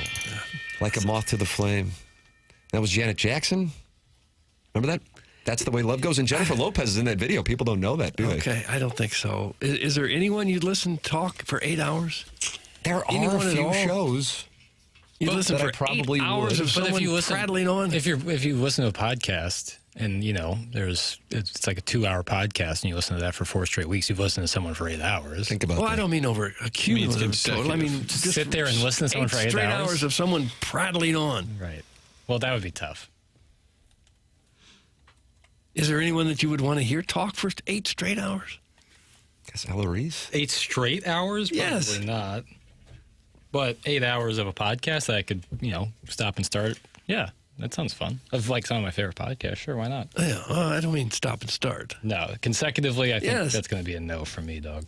Well, what are you going to do when we're doing it for 8 hours? You're not going to listen, yo? Well, it's part of the gig. It's cost of doing business, Doug. Martin, can you tell us about Design Air? They sponsored this email of the day that we're doing it on the Polos Plus dossier, 945. Longest running sponsor of TMA, that is Design Air Heating and Cooling. They're on the web. It's called designairservice.com. Sign up for a maintenance program. That way you are taken care of year-round. No surprises in the wintertime if the furnace is acting up. They're right there, but in advance, probably won't act up because you've done the maintenance. It's a smart thing to do. Designairservice.com for all your heating and cooling needs year-round. Love working with Seth's team. Great employees who enjoy their job. There is a difference. When folks come out and do some work around your house, you can tell if an employee is not real happy with their situation. It's just a great team that Seth has assembled. There is a difference. And we love hearing the stories from you, the listeners, when you've had Design Air out to your home or place of business. So for commercial, residential, all your heating and cooling needs, TMA recommends one company, and that is designairservice.com. Yeah, there it is. That's Seth Goldcamp, sponsor of the email of the day and longtime sponsor of this program. Martin, Doug, and I are all clients. Email in. Designer Heating and Cooling email today, the morning after at InsideSTL.com. Doug, this forecast is just optimal. Today, sunny, high 84. Tomorrow, sunny, high 84. Saturday, 86. Sunday, 91. And now we're back. Here we go again. Right. Look at what happens next week. Good. Wow. 95 on Monday, 96 on Tuesday, 95 on Wednesday. Thursday, 98. 98 degrees, Nick Lachey, Drew, and Stan. And then 96 degrees on Friday. Yow. Eeh. And Iggy announced on After the Morning After that we were done with the 90s. Yeah, we're not. We usually have it well into the first week or two of September. Still some really hot weather. Does that impact the Arkansas Pine Bluff game when it's going to be 98 degrees? Do you take Arkansas Pine Bluff now, Doug? They're used to the heat. Yep. In Pine Bluff. I wouldn't change the bet, no. But that game is at night, right? Mm-hmm. Anyone So here that'll ever help by 10 degrees, maybe. Anyone here ever been to Pine Bluff, Arkansas? I have. I've been to Arkansas Pine Bluff. I covered the team. How was it? I hope that doesn't come off as a brag. No, that was a big get. You for should list all the programs that you've seen play football. Washita. Is that Washita Baptist yeah. against Arkadelphia? And I think they're literally right across the road from each other. Are they? Basically, I was driving to Texas, and then I had to drive back after shooting that game and then anchor the 6 p.m. on KTHV TV. Was that like October of 99? That's what you loved about the Great business. opportunity. Yeah, it was great. It was great exposure. And extremely lucrative.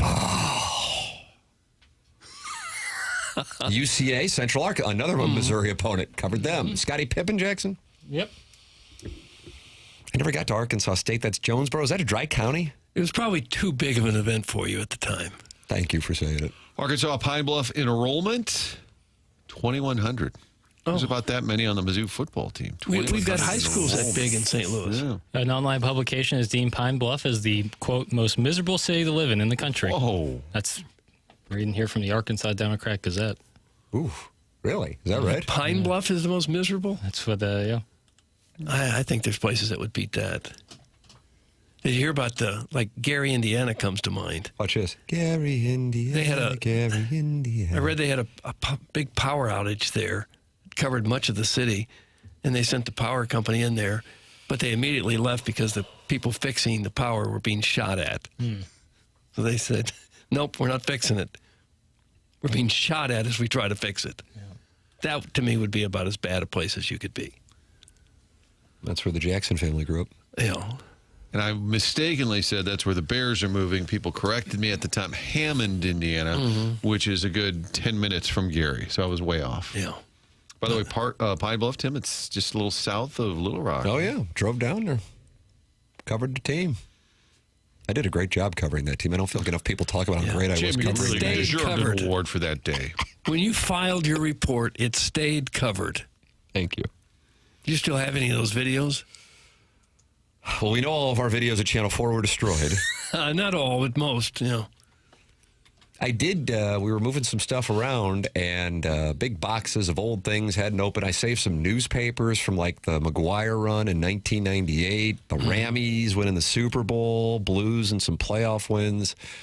And there are some VHS tapes of my resume reel that I was sending out from Columbia, Missouri to these huge markets like Binghamton, New York, and Medford, Oregon, and Grand Junction, Colorado. And they were offering upwards of like $16,000 a year. I hope that doesn't come off as a brag. It's too much money for a young guy to handle. You wouldn't know what to do with it. There were all. always TV jobs available in the Philippines, too. You remember that? I did not know about the Philippines. There was broadcasting and cable, whatever the industry. Broadcasting magazine. Yeah, and in the back it would list openings, and there was always jobs in Manila. No, there I am. I think I fired a tape over there. Didn't get the job, Yeah, apparently. didn't make the cut, huh? I worked with a guy in Flagstaff. He said somewhere in this country there's just a landfill of all my tapes because he said I've sent so many tapes to so many stations. And it got expensive, too. He'd be at the Felt like it at the UPS, time, anyway. the FedEx. Yeah. I've worked in television for 11 years professionally. I mean, that van, too, she had to send out a lot of tapes, Doug. Good. And wound up in North Dakota. Yeah, that's how it works. Email in the morning after at InsideSTL.com. You're welcome to text in 314-399-9646. Call in the Callier and Thompson phone lines 314-974-0101. And you can talk it over with other TMA listeners. 272 are in there right now, talking to Ken Iggy Strode, Jock Horn, the Nipper School Monitor, and they're all in there having a wonderful time. It's the TMA STL YouTube channel. This is the morning after 101 ESPN.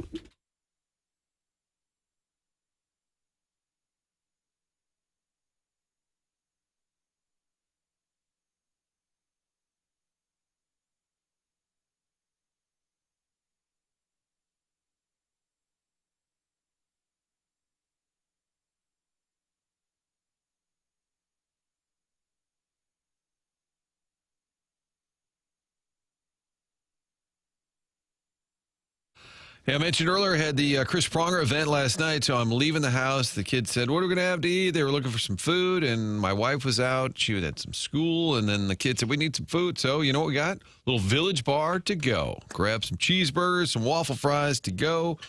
That's always an option, but we love hanging out there. It's a great spot for lunch and just chopping it up, watching the game, hanging out.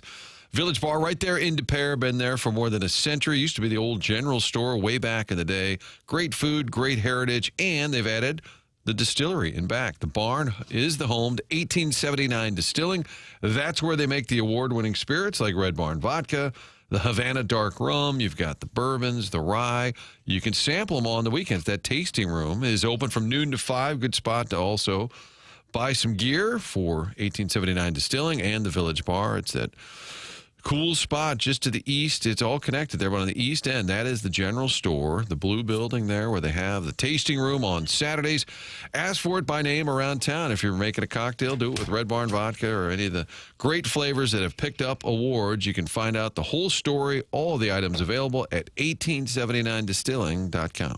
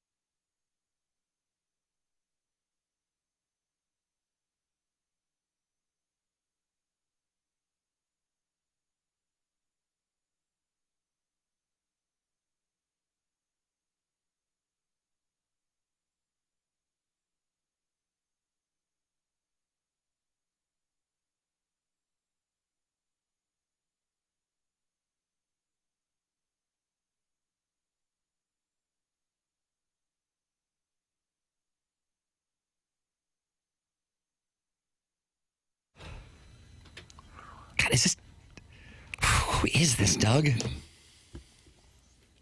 I notice you noticing me.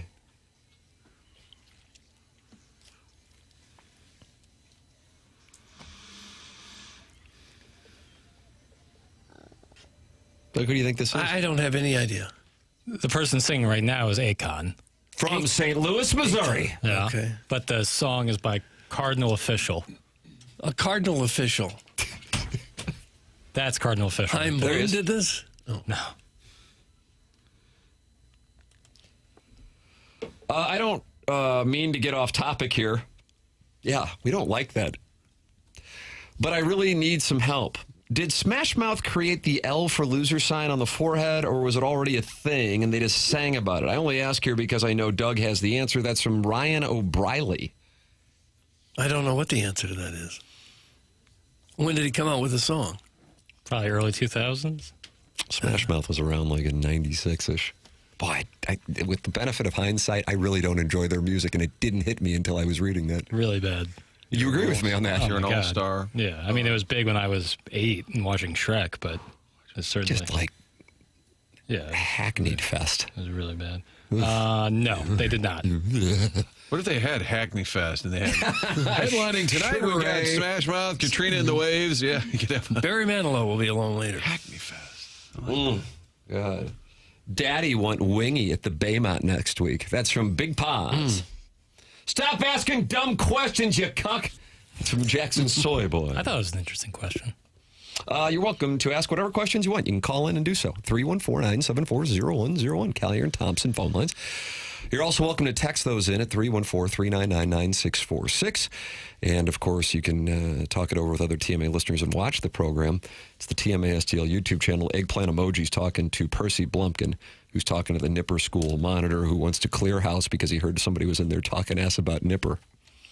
So there's a lot going on in that Form Energy YouTube chat. Jackie Papers, Molly Marmol talked about Mike McGreevy's start last night in the postgame as the Cardinals lose it by a run to make it 5 straight.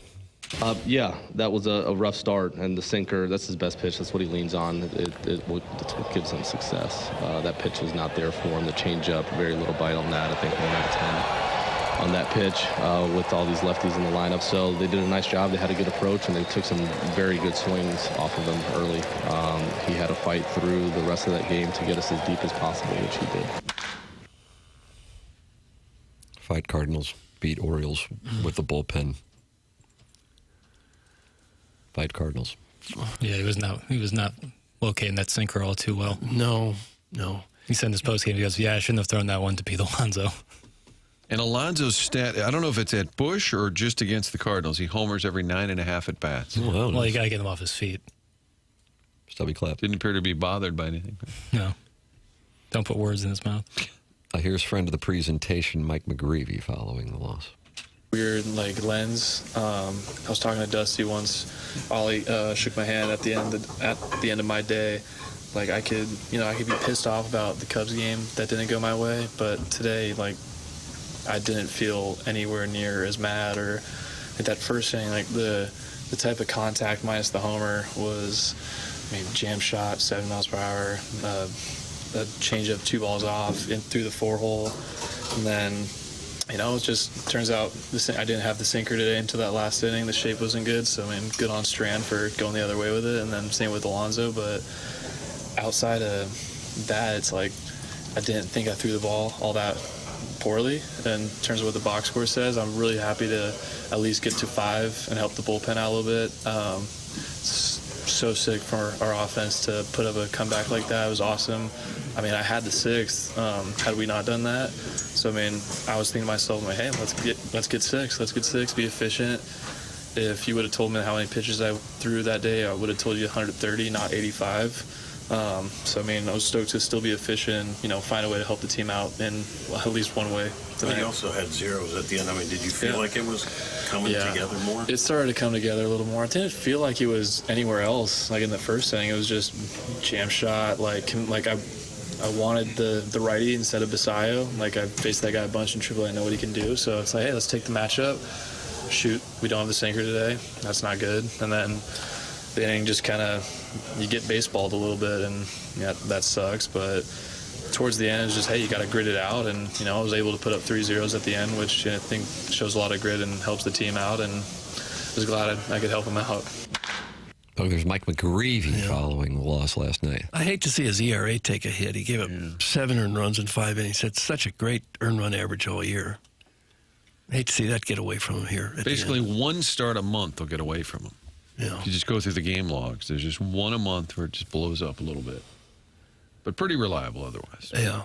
And when things are going bad, it seems like he can't catch a break. The little bloopers find a hole, and the soft ground balls find a hole.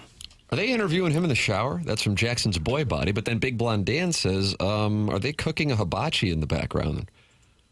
That's from Big Blonde Dan. No, he's just in front of his locker. And his location is not near the shower area. But I don't know if there's a hibachi nearby. There could be a hibachi. And that's the thing I don't think they do a lot of grilling in the locker room. What if they did? Which hole is the most important to plug at this moment? Doug, good news. Josh from Chesterfield wants to talk about the St. Louis Cardinals with you. He's on the Callier and Thompson phone lines. Josh, good morning. You're on with Doug Vaughn on 101 ESPN. Hello, Josh. Good morning. How we doing, boys? We're fine. You? Oh, not too bad. This series has kind of shook me to my core, though, I have to say. Why are you shaking?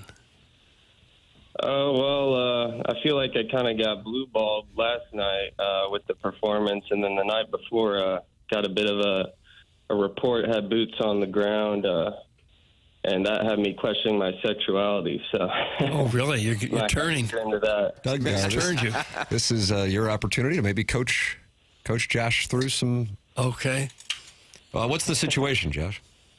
Yeah, so it seems like these past 2 games, there's been a lot of action sort of surrounding the 5th inning. And on Tuesday particularly, I was out in the, unlimited section over Big Mac land. I know the fat label's already on me now. Mm-hmm. But how heavy are you? Not very. I just went to see, how management's kind of shelling it out for us fans now, but probably about $1.60 or so. So. Well, that sounds pretty lithe to me. Yeah, but you seem a little laid back. Are you a little tired this morning? Or are you coming? Are you did? I haven't had my cup of coffee quite yet. Okay, but I think I'm still recovering a bit from what I saw on Tuesday. So I think it's probably shortly after the 5th that they roll out the kiss cam. Mm-hmm. And so I think along with the rest of us fans, the cameraman was trying to mix things up a little. And so he showed a few, traditional couples and then panned to some gentlemen maybe in their 30s, kind of burly and bearded. Right. And they kind of giggled. One gave the other a nuggie, maybe a little peck on the head. Went to another couple, and then maybe these, young strapping lads of 20 so. And I've never seen 2 men come together more forcefully. They were standing up, fully embraced, lips locked, and I've been thinking about it ever since. I saw that moment as well. The crowd seemed to get a big laugh out of it, but it's turned you gay. Is that accurate? Maybe not, just curious. I don't know. Is that the way it works? He's curious now. Okay. And so you want us to help you through this, or what are you looking for? I was just hoping maybe next time I visit the unlimited section, maybe I could, mama bird you a little. Okay. Pot him down. Okay. Pot him down. Pot him down. Now he wants to mama bird you, Doug. Mind if I stop by with some brisket and robin feed with you? How, Papers? How do you have that just handy? Man, this is hot. He's in the cat file. Did Josh drop off? I got potted down. He was just getting going. Potted down. It wasn't that naughty. My goodness. Doug rules of the iron fist. Ship today. Yeah, he's not in the mood. I couldn't tell if he was like plowsy-ish, maybe coming off a bong or not. I couldn't tell. Just you take pot. Hell yeah, this guy bangs. That's from the River to Perry yacht captain.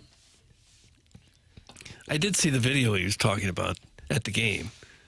You know, the scoreboard video that they were doing. And the crowd seemed to laugh about it. Was it Ray King? Meant a little bit more to Josh than it did to some others, I guess. Well, he took it to heart, that's for sure. Yeah, he became curious. Well, I'm still not much interested in being robin fed. No. It seems like a very He called it mama birded, though. Mm-hmm. It'll be mama birded. I don't mean to like kink shame, but a real gross way to consume. Get that McConaughey, dazed and confused kind of just vibe, man. Yeah. $1.60 is pretty light. Yeah. He knew he was getting the fat label just for going up to that area. He said he wanted to see what the front office was peddling to the people or something. Hey, email in with your thoughts on getting mama birded. The morning after at InsideSTL.com, Design Air Heating and Cooling email today. Just got this from a listener. Just wanted to sing the praises of Design Air once again. Seth Goldcamp and the crew had kept my outmoded system running for well past its expiration date, but the inevitable end had finally become a reality. So last week they arrived and installed a new Train heat pump and air conditioning air handler unit at the house, and they did a fantastic job. A quick and seamless transition. The new system is extremely quiet and exponentially more efficient, not to mention a tremendous help to my peace of mind during extreme temperature conditions. I cannot recommend Design Air highly enough. That's from Minute Bowl Eligible. Minute Bowl Eligible with another endorsement of Design Air Heating and Cooling online at designairservice.com. Sponsor of our email today, the morning after, at InsideSTL.com. Send yours in the morning after at InsideSTL.com. It's 8:47 in St. Louis. You're listening to The Morning After, 101 ESPN.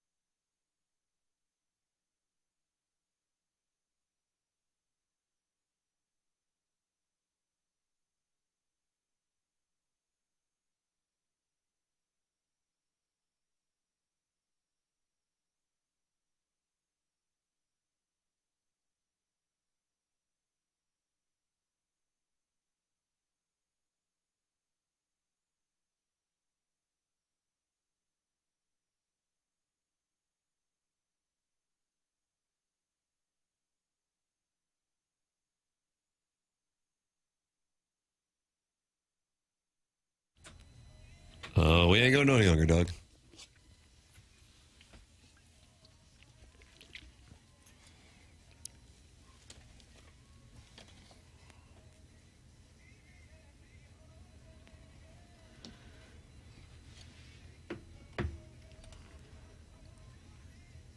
Ain't getting no younger, so we might as well do it. Okay. There's a proposal. Man, bottomless cups, field house, Friday night, some light dry humping at 1 a.m. Oh. Man, Papers is horny this morning. Got some Jackson Soy Boy. It's an R&B Thursday. Is every Thursday R&B? No. Just this Thursday? Correct. Is tomorrow bangers and jams? Or is it only bangers. only bangers? Okay. And jams. What? Bangers and jams. That's what I said. Oh, is it? Is Jackson engaged? That's from the Francis Park Mermaid. No. You'd tell us, right? I would. I don't know about that. Of course I would. You might tell us off the air, but maybe with an understanding this is for off the air. No, I would say it on the air. But I'm not. It'd be all over your social media, like Probably. showing the ring that she got you. Yeah. She got me, right? Yep. I've already stated when you get married, if I'm not invited, I'm still showing up. You, of course, would be invited. I think you guys might get invited to McGreevy's. I wouldn't rule it out. I would. You would rule it out? Yeah, I don't think that's happening. On the invite list is fiance. Who's Papers? Yeah. Why is Papers invited? Yeah. It's this guy He hits the buttons on a radio show. He Nowhere near where we're getting married. He exclusively refers to you. Whenever he mentions you to me, it's always Papers. He does not say Jackson, ever. It's the moniker I've earned. Yeah. Brand. I enjoy it. You enjoy being Papers. Yeah. When I was out at the BMW, I heard a couple of folks, hey, Papers, what up? What up? And that comes from being Jackie Papers. Little Jackie Papers. Little Jackie Papers loved that rascal Puff. Were you called Jackie when you were growing up? No. Never? Nope. Jack by my mom and sister. Oh, is that right? Mm-hmm. But Your dad would always call you Jackson, though. Or boy. Boy. Get in the car, boy. You must have said Roy. Grab your gear, boy. I like that. Start doing that to you. Has he even kissed her yet? That's from Sharon's new pool boy. Can you tell us everything that's gone on all your dates? That was funny. What a weird show. That was funny. The question is Jackson engaged with the show? Not to a woman. Oh, wow. It's in the 314 Kinda about bad. that. Now they're challenging your engagement on the show. How can I compete with such quality work like that? Is Doug going to be okay with the news that Miss Sherry's Cafeteria is closing in South County, and he'll now need to find a new 4 o'clock dinner spot? That's from Carlos Spicy Waiter. Doug, it's on the front page of the St. Louis Post-Dispatch, showing that our city is getting closer and closer. Yeah, we're Big Mayberry now. I've never Big been. Mayberry is what they're renaming it? Yeah, might as I've well. never been to Miss Sherry's. I want to go now. Isn't there one in Rock Hill? I don't know about that. Isn't there a cafeteria kind of place right there on Manchester by the, what do you call it, Deerblings? Oh, Deerblings. And Lori's Shoes, like across the street? Oh, Yeah. Lori's Shoes. I'm I a big think there Lori's used Shoes to be. guy. Yeah, There it used must to be there. Yeah. I've never There been, but I used want to be. go. I think there was a Miss Sherry's back in the SoCo. day. Okay. There was the one in in Morrison South Woods, City though. where I grew up, but that's now a Panera. Oh, is that was the one on Garavelli's, Donovan right? and Yep. and right by there. Chippewa? That was a Miss Sherry's when Okay. I was a young tyke. Hard to and I park there. think, Doug, it was a Godfather's Pizza at one point, too. Oh, is Remember that right? Godfather's Pizza? Sure. Well, so Starbucks South City was Garavelli's, right? Location-wise by LeGrand. That's correct. That was Garavelli's. Also, legendary buffet. There was a Steak and Shake right Cafeteria. across the street. And I remember we were getting treats, Doug. I think it might have been New Year's Eve, like maybe 89, something like that. And we were going through the drive-through, and my father, Martin, you might be familiar with me, sounds like Jimmy Stewart, saw the guy mixing the milkshakes with his hand. Kind of like when Clark W. Griswold sees the Gloves on at least. No, this is 89. His niece mixing it up. Missy, I'm not. If you kids want these milkshakes, I got some guy up there mixing them with his hands. This crap. Why would you even want to do that? Like you're kneading dough? Freezing. That doesn't seem very efficient. Try to use a broom handle, and that'd be better. I love Lori's shoes. We drive out there from O'Fallon because they make it so easy with the kids. That's from the 636. How about that? A Lori shoe shout out. It is a good shoe. I went there as a young tyke. Same. I've been there many times. But I think there was a Miss Sherry's in that Warson Woods little strip. Okay, yeah, that's what I separate thought. from the one in South County. Okay. That Doug will be heading to later. Can you get today. some home-style cooking there? I'd like to. I want to go now. You could hit that, and then you just get your folding chair and wait for the car show right there. I'm out on the car show. You're out? The cruising Lindbergh. Yeah, that's not my scene. That was deeply disturbing what I saw. They were having a good time with it, though. People lined up all up and down Lindbergh. I don't get it. When did the nickname Jackie Papers come about? I'm not new to the show, but new enough to not know the origin. That's from Mandrake 22222.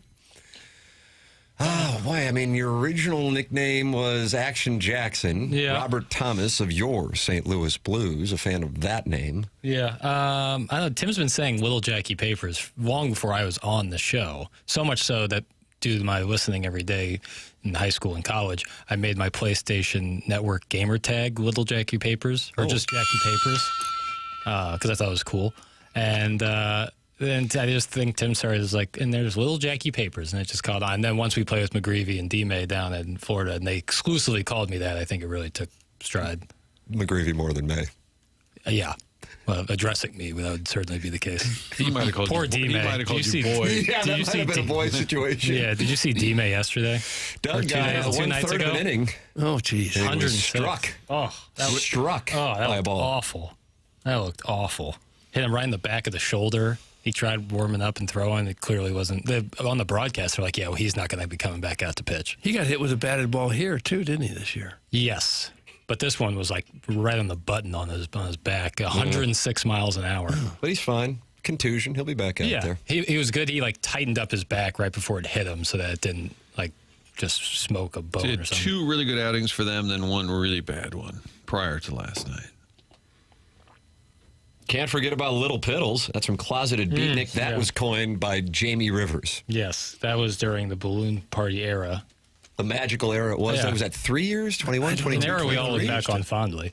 Or no, And- 22, 23, 24. And that was like kind of a nickname. Why did I say 20 Anybody know? 20 We did mention Barbara Walters yesterday. Yeah, and we were at, I think, the Duck Room at Blueberry Hill.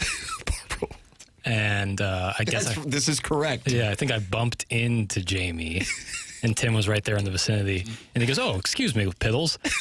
And Tim got a big kick out of that. I really enjoyed that. And so that name I don't took think off. Jamie was necessarily on board. It might have been fresh off of Jackson's rankings of the top 5 most attractive coaches in the NHL.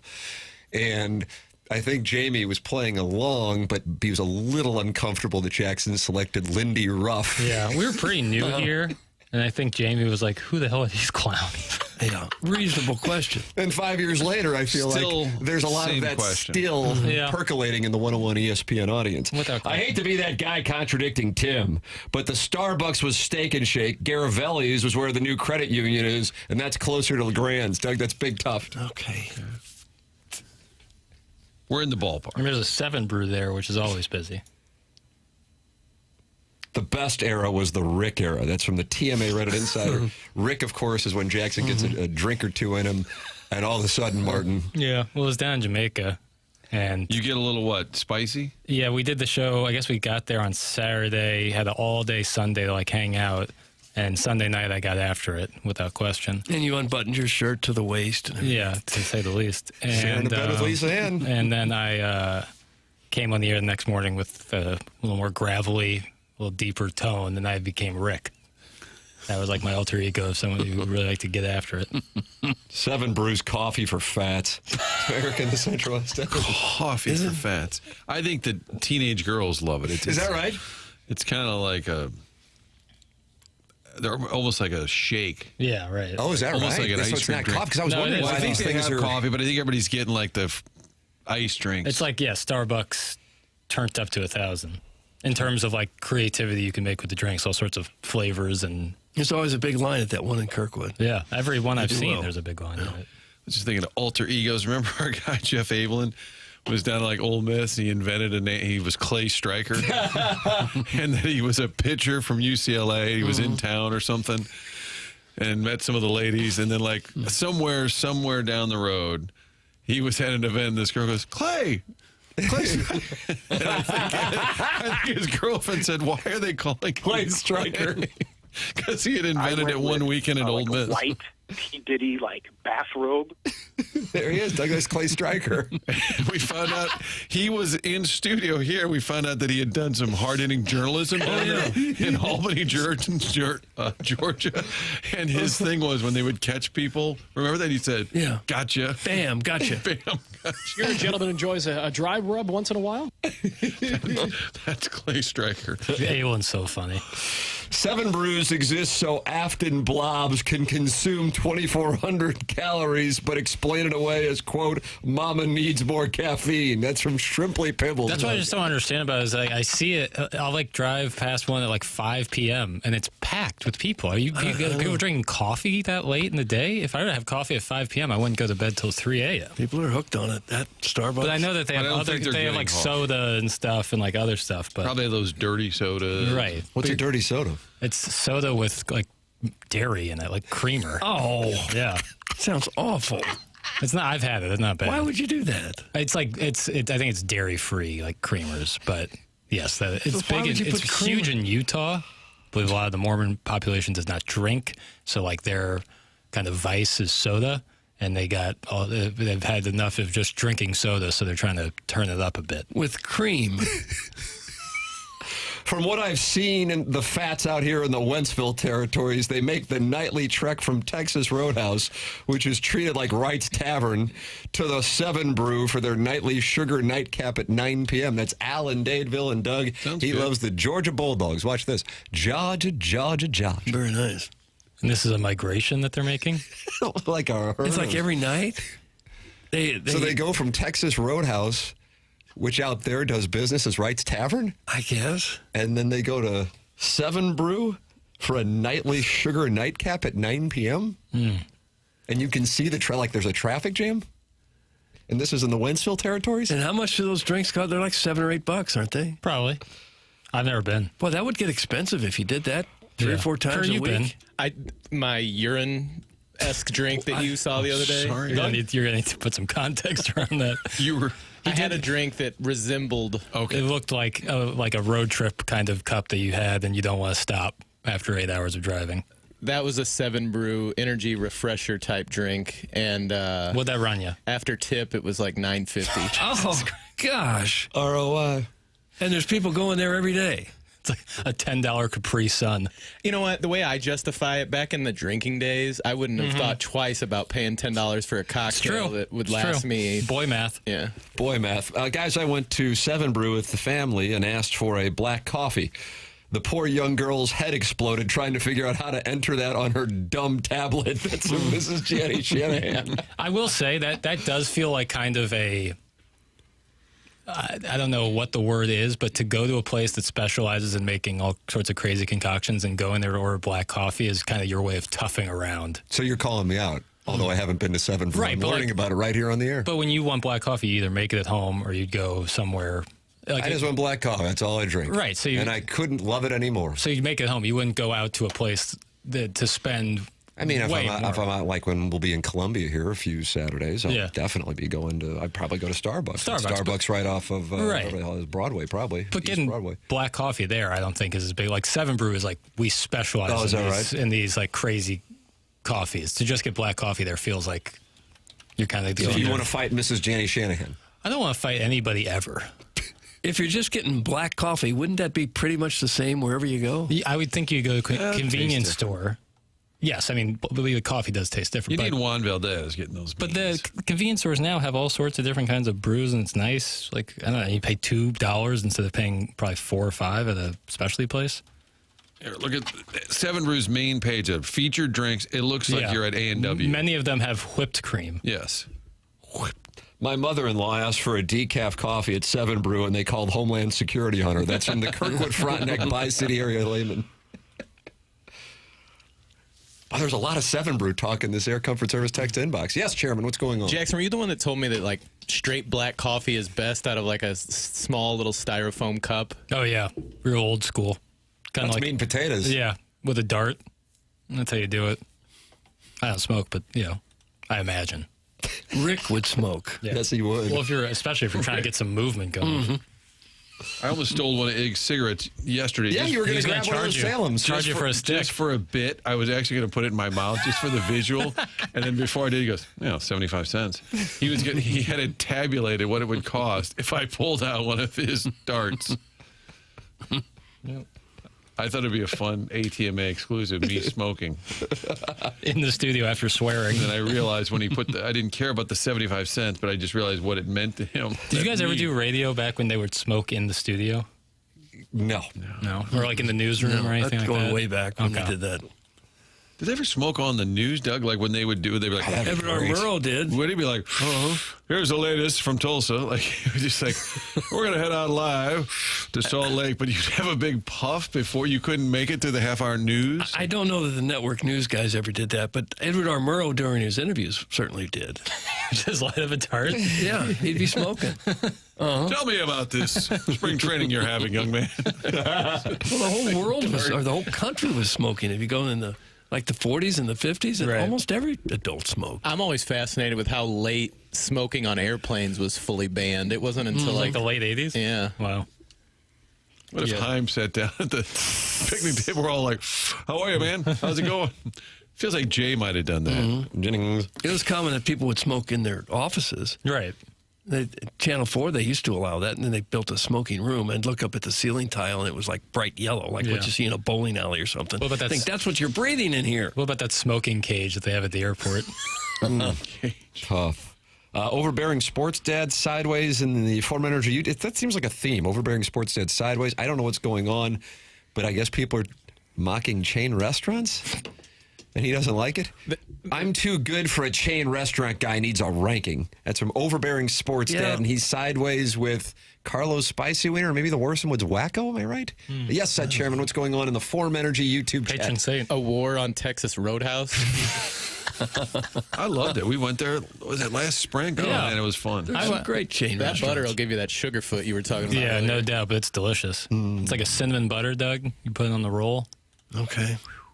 Can you still just eat peanuts and throw them on the floor there? No, you're thinking of Ground Round. Back in the day, it was did the Texas Ground Roadhouse used to do that? I don't know. I'm not an expert. I did go once, but I'm not an expert. Maybe they did. But they would have stolen that, Doug's right, from the Ground Round back in the day.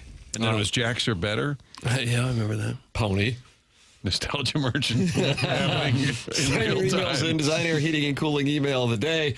And you can email the morning after at InsideSTL.com. That comes your way at 9:45. Brad Thompson's at 9:30 on the Polos Plus dossier. Matt Holliday, Martin, you were at 50-50. Where are you now? Yeah, well, when I did fire off a text earlier, and then it says notification silenced. Yeah, he's probably on Do Not Disturb. But we'll see. Carlos Spicy Wiener has responded to the Overbearing Sports Dad. If any Wentzvilles, Cottlevilles, or Jeffcos are trying to watch their figure, dirty sodas only clock in at 500 to 1,000 calories. That's Carlos Spicy Wiener. Yeah, it's tough. 1,000 calories for a soda. And this is likely how you're starting your day? Laying a base? Mm-hmm. Doesn't set a good You're precedent. just getting necessarily. going. You're on your way to 5,000 or 6,000 calories if you're starting with $1,000 soda. You think you've ever had 6,000 calories in a day? Probably. I absolutely. Oh, yeah. Yeah. Yeah. God, when you combine like eating like at Willie's during the Yeah, day and then booze. and then drinking Yeah. and then finishing it off either at the diner with was it a slinger there or stretch there? Slinger when it's in St. Stretch. Louis, stretch in Columbia. Yeah. You're only supposed to have, 2,000 calories a day? Depended on your body composition. That's but correct. Yeah. Yeah, it depends. On average, I would say 2,000 is probably a good number. What's a donut? 1,000? No. 700? I'd say it depends, but I would say the sweet spot's about 400, 450. Okay. So you're trying Have 3 or 4 trying of to them. calculate how many donuts I can fit in. Well, I'm thinking even If I go on a 1.5 mile run. Yeah. The average miles per gallon of every vehicle in a Texas Roadhouse parking lot is 6. That's from Doug's Prison Wallet. That's 6 miles per gallon? A lot of big trucks? Not very good. I did go in there once, and I want to state that I had a very good time, but there wasn't a lot of gentlemen in sleeves when I was in there. In sleeves? They were sleeveless. Huh.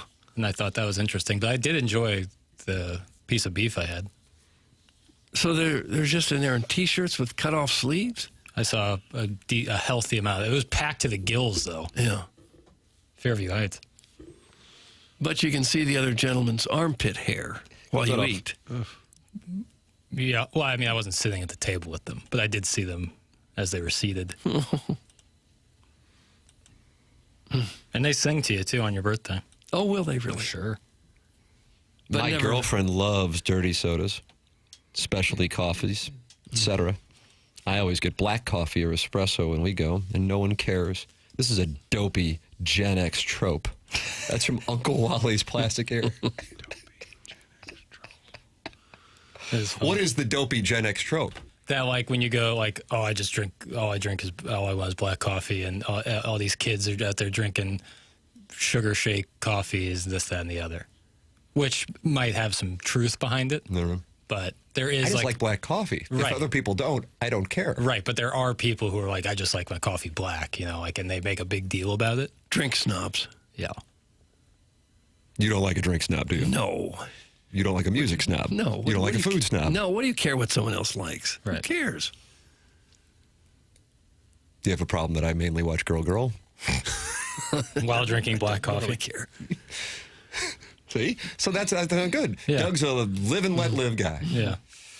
Email in the morning after at InsideSTL.com. Mark Hanna's the sponsor of this 9 o'clock hour, and he says Plowsy's input is needed regarding donuts.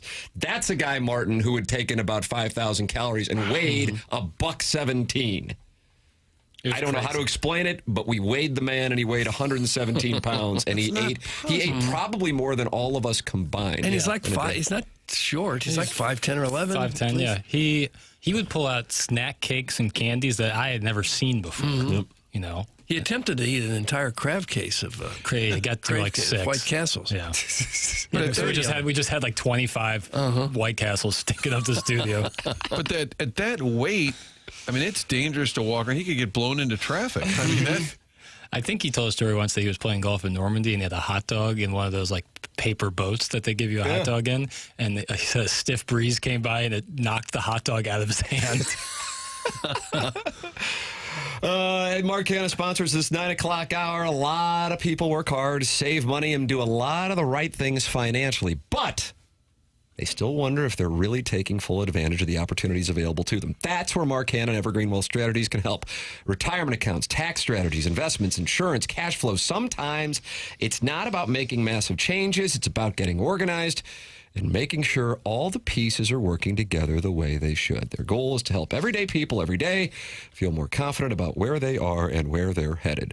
Learn more about making financial planning fit into your life without taking over your life at evergreen-ws.com. That's Mark Hanna, Evergreen Wealth Strategies. He works with Doug's son, Greg Vaughn, at Evergreen Wealth Strategies. Check them out at evergreen-ws.com. Securities through Equitable Advisors, LLC, member SIPC. Sponsor of the 9 o'clock hour, Brad Thompson, coming up on the Polos Plus dossier, as well as the Design Air Heating and Cooling email of the day, which you can compete in by emailing the morning after at InsideSTL.com. The program's called The Morning After, and it's presented to you by Brown and Crouppen from the Stifel Studios on 101 ESPN.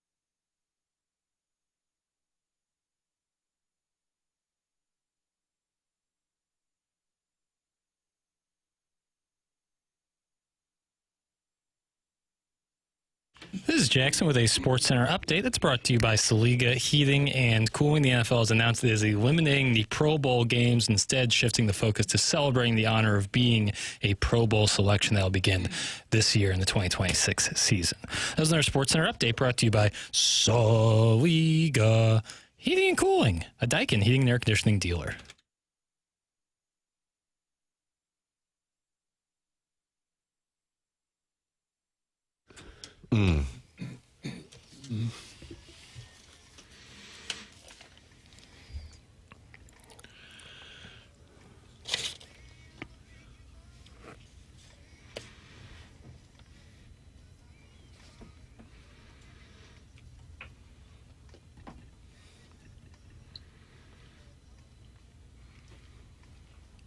So good, man. Jackson's having an R&B Thursday here on The Morning After 101 ESPN. Turn the lights down a little bit.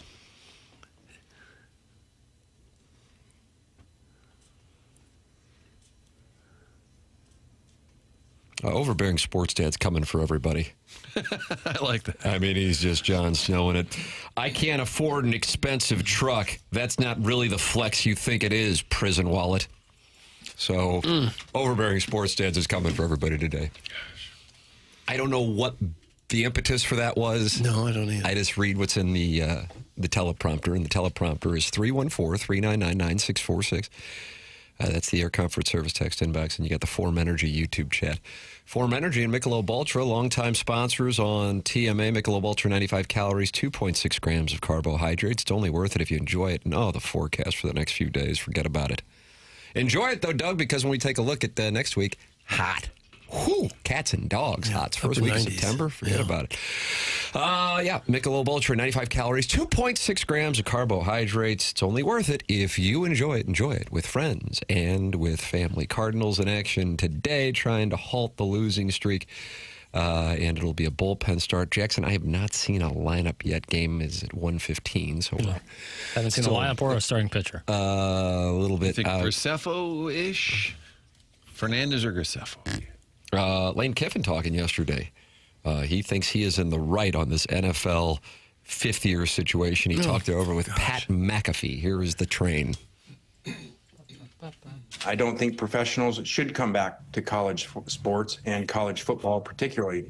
But in this instance, this is not professionals that have gone played seasons or just, randomly file an injunction in a state to become eligible. This is part of a specific class that was ruled wrong by the NCAA that was supposed to be 5 for 5. So again, there's a lot of information on this that's not necessarily out there, that over 100 athletes in multiple sports were cleared and said, you can go play whether you signed pro contracts or not, whether you participated in training camps or mini camps, you are allowed to play. And that is the court order. And so I think in that, as you think back to all the different court orders of great players that were granted, whether that was Diego Pavia or now Trinidad for a 6-year, we followed all those. All court orders have been followed. So I think you're going to get in a really interesting situation if now, as a conference, you start to say, well, we're not going to follow this court order that's been issued. And we're going to say that these kids that the court says can go anywhere, we're going to say, no, you can't. That's some issues there, Pat. Nonsense.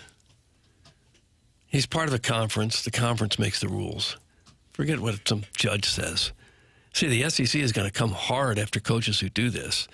They're saying that they are going to face steep discipline if they take on an NFL, NBA, or WNBA player, possibly suspending a coach for half the season, a fine that matches 50% of the sport's annual budget, and revocation of the league's voting rights. Good for the league. Can one player be so darn important to Lane Kiffin that he's willing to risk all that? I mean, what's he doing? The SEC has also, per Mark Schlabach of ESPN, given Greg Sankey, the commissioner, the authority to impose additional sanctions as needed, according to sources. And then Pete Thamel reporting that the SEC's chancellors and presidents voted 15-0 to confirm the penalties. Now, Doug, you might be sitting there going, 15-0? What happened? Did the Raiders abstain? Who didn't vote? LSU. They abstained. Imagine that. Well, what's he doing? Why is it really worth all that to get a tight end? Seriously? Well, how about the fact the SEC now says you cannot have an intra-conference transfer? Wouldn't that be a Mark Mitchell? So that's the thing with Mark Mitchell, because Mark Mitchell would not fall under this, given the SEC's guidelines on former players. He only signed to play in the Summer League, which does not count, and because he was out of eligibility, he wouldn't have to withdraw from the draft because there's nowhere for him to go. The issue he's facing is he's outside the spring transfer portal for an inter-SEC transfer, so they're waiting on a ruling from the SEC on Mark Mitchell specifically going to Kentucky. As my understanding. But it is just chaos. I mean, the fact that Robbie Avila in a week or so has a hearing to see if he can play college basketball again with all these teams that are already assembled. They've had their summer workouts, and most have spent their money that they had allotted. What, it's just a mess. Train's got himself a big next month. I mean, here we are, Doug. You know, as we're sitting here talking, we're a month away from my 50th birthday, and I believe we have a huge orgy planned for that. But in the next month, he's got to deal with the SEC and this situation, which is now LSU versus the SEC, Lane Kiffin and LSU versus the SEC. Then on September 5th, he's got Clemson. Then he's got his return to the Grove at Ole Miss for the game on a Saturday night. And then he gets to host number 8 Texas A&M. We're going to know a whole lot more about Lane Kiffin and his time in Baton Rouge over the next month. It's going to be real easy to root against LSU, I think, for a lot of people. Starting with him, and then now the way they're going about it. Right. He also has a November that features Alabama, Texas, and a trip to Knoxville. Maybe he can lose them all. And they like him in Knoxville? Not as much as you think. I have to say, I don't know if anybody's got a more enjoyable October schedule in the SEC than LSU. Doug, they have McNeese at Kentucky, at home against Hail State, and then at War Eagle. War Eagle can be a tester. But other than that, it's pretty favorable if you're in the SEC. But his September and his November will put him to the test. Plus, LSU abstained on the vote, so it's 15-0. Does he think they found a judge somewhere in Baton Rouge that's going to give him everything he wants? And he can say, well, the judge decided it. I think in his crazy. mind, the judge has already decided it. That's kind of where his issue is that a federal judge has decided that these players get an extra year of eligibility, but the conference is telling him he can't. Yeah. Right. A texter said that. The court says the player is eligible. That doesn't mean the conference has to approve. Right. It doesn't seem like it's appropriate for the court to decide what a conference deems as someone eligible or ineligible. Right. And as much as everyone hates politics on all sides of the aisle, I do think this Save College Sports Act would be nice to get this pushed through, just so there's some clarity, that there are some rules in place that just can't continue. Yeah, because it only takes one rogue coach like this to just clog the system and make a mess of it all. And it's such a weird position to take over this one tight end that they want to come back. For that, he's willing to risk all this for that? I don't get it. It shows he's a man of principle. He's all about the kids, Doug. Sure he is. That? Yeah. Not about the money for him. I'm kind of looking forward to Brian Kelly being on TV and just seeing if he's hammering on LSU, like when they struggle. I think Brian Kelly on TV is going to be a lot more games and not necessarily the glamour games based on the schedule that we saw in the So one he's not in the studio? Perhaps he can use an accent for whatever part of the country he goes to. Each week, instead of studying like the depth charts, he just has a voice coach all week to change his accent. Brad Thompson's going to join us coming up in the next segment here on TMA. The program is broadcasting live from the Stifel studios. Tim McKernan, Doug Vaughn, Martin Kilcoyne. Little Jackie Papers loved that Rascal Puff. And Chairman Kurt filtering emails for the upcoming Design, Air, Heating, and Cooling email today on the polosplus.com. Dossier Brad Thompson. Next on the Callier and Thompson phone lines, this is TMA 101 ESPN.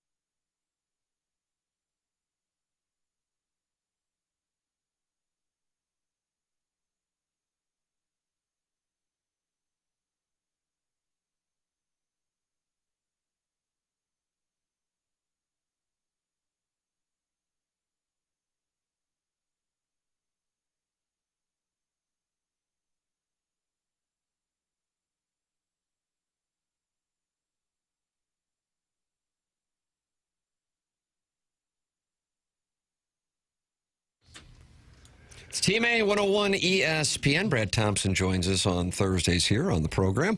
And he joins us right now here on the Callier and Thompson phone lines. Morning, Brad. Good morning, fellas. How we doing today? You on a vacation of some form? No, it's one of these unmandated off days. You know, I don't get all the games, so I get a few days off. Got it. All right. I didn't know if there was just like a little family vacation before school starts, but maybe school's already started. Nope. Hell, I don't know. Yeah, we've been in school for a couple of weeks now on the ill side. Yeah, these kids. Yeah, they got these kids working hard around here. Huh. I don't know if that's true or not, but they've been in school. If you had to miss a couple games, these last few would be good ones to miss, I expect. I got to be honest. You never want to see it go that way. And yesterday was a nice little attempt to come back. A 6 spot in the 5th inning was good to see. But yes, I mean, if you're going to miss one, losses are the ones to miss, I guess. Does it ever get hard when the losses begin to mount up and it's starting to look like it's just not going to happen for you at all? Does it get hard for the players to show up every day, just 100% raring to go, positive attitude, let's go get them? Does that ever get difficult? There was a lot of rah-rah in there, but no, it doesn't, because it mainly a couple things. One, it's your job, right? Like, your job is to show up and do that every single day, and that is part of it. Does it get discouraging when you lose games? Of course, and especially when you lose tight games. Like the game the other night in Philly, that sucked. Like, there's no way around it. That's a straight-up gut punch. But you have to be able to put that one aside and go back to work. But a couple of things. The one we keep coming back to with this ball club, but it's incredibly true, is like, nobody has time or the opportunity or, quite frankly, the contract to put their head down and just coast through the rest of the season. It's like, no, man, maybe it's not going to happen. Like, every one of these guys, I mean, basically to a man, aside from maybe 3-4 guys, are fighting for a job for next season, fighting for at-bats, fighting for innings on the mound, and then trying to figure out how to get through a big league season for some of these guys for the first time. So, look, it's discouraging when you lose games because everybody wants to win every single day, but the work is daily, and that's what we talked about even through the good times, so it makes it more important through some of the rough times, is the Cardinals' ability throughout the season to put yesterday away and focus on today was great when times were good instead of, like, resting on those. It's even more important now when they've lost 5 in a row and they've had some scuffles. I guess it's impossible to know for sure, but how much of Riley O'Brien's struggles do you think is confidence and just doesn't trust his stuff, or is it just his arm's tired? What do you think is going on? You know, it is, again, to your point, it's very, very hard to know unless you're in his brain. But it's human nature at times. If you go through a struggle, like that one stinks, and then you go through another one and say, okay, all right, well, maybe I can bounce back. And then you have a couple bad ones in a row, and it makes it hard. Like, so it can creep in on an individual, certainly not saying that's the case for Riley, but very well could be, right? Like, that part of it happens every once in a while. But it's one of those scenarios for him. It's a couple of things. One, yeah, maybe some of that ends up creeping in, potentially, as my dogs are barking in the background. Maybe there is a part of this, like, we're at the end of a long season where he's been an all-star closer, and he's shouldered a lot of innings, shouldered a lot of big, important innings. So that ends up being a part of it, too. Like, the workload could potentially get to you. And then mistakes are just taken to a whole nother level, you know, when you're a little bit tired, potentially, the ball's elevated, don't have the same stuff. So it's one of those things where it's probably a perfect storm when you're looking at what's happening with him. I know a lot of people would watch and say, well, the pitching's thin, they've lost some starters, just bring some more people up from AAA. Of course, that's a lot easier said than done. How much is the difference as a pitcher between pitching to AAA hitters and Major League hitters? How big of a difference is that? Oh, it's drastic. I mean, it's the best of the best. And I would say, like, that jump right now, Doug, is way bigger than it's ever been before, just because you don't have those guys at AAA anymore. You don't have those, like, seasoned veterans that are sitting there in AAA that have been in the big leagues a long time. Now you have, like, more kids at AAA, and whether this is from a pitching standpoint or a hitting standpoint, the learning curve jumps so much when you get to the big league. So, yeah, it's easy to say just go grab an arm, and obviously there are contractual issues with that too. Who's on the 40-man, who's available, how many innings do you have left? But the jump is astronomical, and that's why, like, when the Cardinals call somebody up, they know that there is going to be that learning curve. Like, so any of the numbers, like if you look at a pitcher in the minor leagues, and you'll see him at AAA, and you're like, hey, man, the walk rate is a little higher than you would want it to be, but he's working through some things.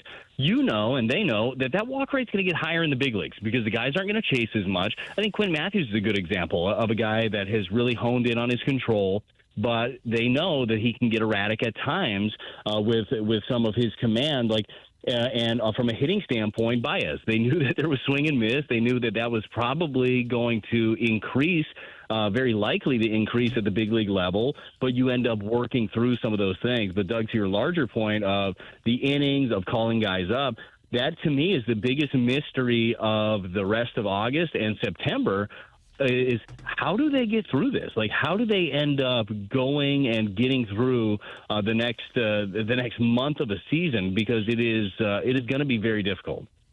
Yeah, they've lost Palante and they've lost Dobbins for who knows how long, and Leahy's on a strict pitch count.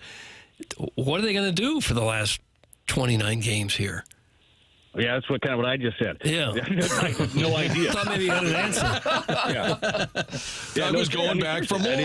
That's an old reporter's trick. I didn't like that answer, so I'm going to ask it again. Yeah. No, that's the biggest mystery coming down this season. Like, so do you pick the free agent market of old starters? Potentially, like, you might have to do that. I don't have that list in front of me. I'm sure I know Michaelis's name has been kicked around. I'm not sure that's a fit or not for them. But but that type of a guy, like, honestly, is not the worst idea because we know, like, innings limits are going to be there, obviously, for Leahy. And like, the goal going forward for Leahy was him and Dobbins were probably going to piggyback. Like, that's how they were going to save some innings. Well, obviously, that is blown up. Palante, I don't think that they're overly concerned with. They would have liked to just miss a spot in the rotation for him, to skip him once. But they're very confident in him coming back and being able to help down the stretch. But there is just so many innings to be able to piece together. And that's why, like, in a game like yesterday, you'd have loved to be able to get McGreevy out of there a little bit earlier. But you just can't. Like, you can't have all these multiple innings. You have a short outing from Libby, a short outing there from McGreevy. Like, you're shouldering so many innings on your bullpen that those add up so quickly. So it's easy to look at some of the innings, too, for your bullpen guys. So it's like, oh, well, that's not that many. You got to look at some of the workloads that they've had in years prior, too, and that ends up being a big part of the math. So I picture the coach's room, like, where they're trying to pencil out all the innings and they got their dry erase boards, and they probably don't do that anymore. It's probably all on a computer. But I picture it like the movie, like The Beautiful Mind, where he's written crap all over the walls. It's just everywhere of every scenario. That's kind of how I'm picturing things in the Cardinals coach's office, because there are just so many things that are up in the air. But what they desperately need is, like, outs quickly, a deep start for one of these guys going down the stretch. What do you think is, like, down the stretch here for Matthew Liberatore? Do you think it is sort of an audition to whether he stays in that rotation for next year? I feel like that's got to be up for grabs. I don't know how he's approaching it, but I would think, even though the season's getting away from the team in terms of the standings, I would think these are big starts for Liberatore the rest of the way. I think it has to be. Like, there's no way that you could go in, and I'm a huge Matthew Liberatore fan of the pitcher and the player, but there's no way you could go into next year off of the season that he's having and feel like you have a shoe into this rotation, right? So the idea of finishing strong is still huge for him. And then even if that happens, I mean, you've got enough data points in this year, it should be a competition next year. It should be as many guys. Like, it's something when you look at the bulk of the year for a few guys, some guys have proven things. Andre Palante has proven he is a proven major league starter. Like, and you can lean on him going into next year. I believe the same thing can be said for Michael McGreevy, the way that he's gone about it. Like, he has proven that. Kyle Leahy has proven that he can be a big league starter and a damn good one. Like, those things have been proven. Libby didn't back it up after last year with the overall numbers this year. At times, you absolutely see it. And I totally believe that he is a big league arm. The question is, how is that arm going to be utilized? Will it be in rotation? Will it be a swing guy? Will it be a long guy? Will he be that Andrew Miller hybrid type guy? I feel like his stuff ticks up a little bit out of the bullpen also. But yeah, to go into next season and feel like that's a for sure thing in the rotation, I don't think that either side can look at it that way. And what about Nolan Gorman, who did have a home run last night? You got to feel good for him about that. What do you think his future looks like with the team? Is he still in the mix? I think that he is still in the mix just because there's not an heir apparent currently, but I know that they're excited about giving Blaze Jordan an offseason to train like a big leaguer with a real plan of, hey, this is what we need from you. This is where we believe you can get better. Here are some of the plans for foot speed, for glove work, and then see what he ends up doing with it. And, a younger version, obviously a right-handed bat version of what Gorman potentially can be. I was very happy for him to see the home run. It's nice, too, to see some of the changes that he's made. They're very tangible when you're watching his swing. He is standing more upright. He is a little quicker with his hands. He's still going to have some swing decision issues. I mean, he is I don't want to say full all or nothing kind of guy, but he has some of those tendencies. But I still root for him because, one is, what a left-handed power bat like that can do to a lineup. I mean, it's game-changing. We saw it a couple of years ago with him when he led the club in homers. But he is another guy, Doug, where you look at him and say, hey, you have to earn it now. You had been given some opportunities for a couple of years, and now you got to earn it. So I don't know who is going to run with that job in 2027. Obviously, two of those guys are in the mix. Who knows, man? Maybe the young man that they got who's hitting bombs left and right, the other Baez, Jesus Baez, who plays middle infield, can slide over to third base. I know he's played a little third as well, and be in that conversation, right? And what we would want and what they want organizationally is depth and options instead of, we'll give this guy another whirl. That's what they've been trying to build here with all of these trades and obviously through the draft process is building depth, building options, and then see who ends up coming to light, who ends up coming out of that, and the guys that don't, maybe there are assets in other deals, just creating as many options as you possibly can is what they're trying to do. And I think they've done a really good job of restocking a farm system. Brad Thompson with us here on TMA every Thursday, giving us his perspective. Brad, we always appreciate the time, sir. Thanks so much, man. No problem, guys. I'll talk to you next week. Thanks, Brad. That's Brad Thompson with us on the Collier and Thompson phone lines, talking it over with regard to the Cardinals. You're welcome to get involved. We have the Design Air Heating and Cooling email of the day coming up here in our next segment. Always welcome to email in the morning after at InsideSTL.com. You can watch the program and talk it over with the TMA listeners. Subscribe to the TMA STL YouTube channel. Open up your YouTube app, type TMA STL, subscribe to the channel, and you can watch the program and interact with other listeners in the Form Energy YouTube chat. That Tommy Cebulka was kind enough to send me a wonderful email about the TMA sponsor ecosystem. And I'll tell you this, if you are looking to support a sponsor and you have a business or just a vehicle that you want to take care of, go to VIP Auto Accessories. They really do take care of everything. They're a one-stop shop in business since 1979 in St. Louis, 47 years. Tommy Cebulka and Brian Gregg. VIP offers full-service fleet maintenance and repair, anything from a simple oil change to full engine repair and everything in between. They employ ASE certified mechanics and can provide pickup and delivery of your units to limit downtime. That's right, pickup and delivery of your units to limit downtime. VIP works with all the major fleet management companies. Fleet maintenance and repair is just another in-house service VIP offers to make them a true one-stop shop. For all your commercial vehicle upfit needs, ask for Tommy Cebulka, and for all your aftermarket vehicle accessories needs, ask for Brian Gregg. And tell them TMA sent you. VIPAutoaccessories.com. That's VIPAutoaccessories.com. It's 9:45 in St. Louis. Time check brought to you by Clarkson Jewelers, an officially licensed Rolex jeweler. Coming up on the PolosPlus.com dossier, we have the Design Air Heating and Cooling email of the day next on 101 ESPN from the Stifel Studios.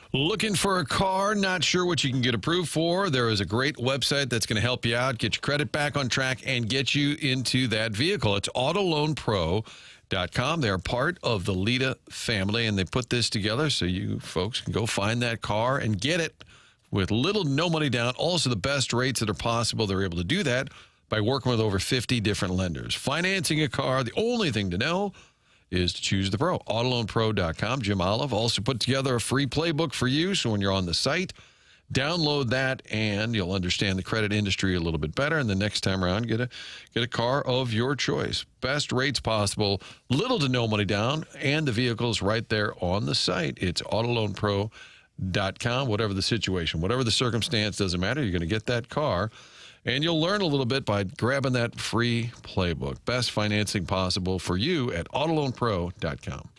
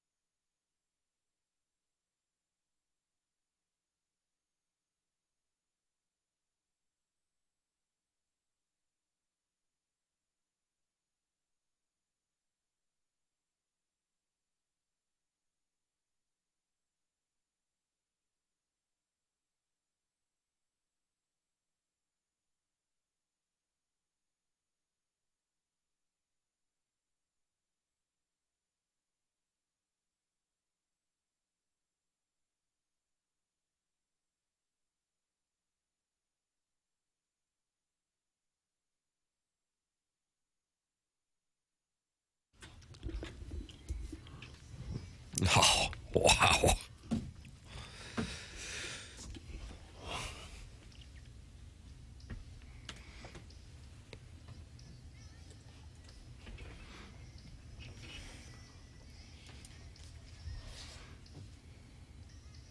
Hmm.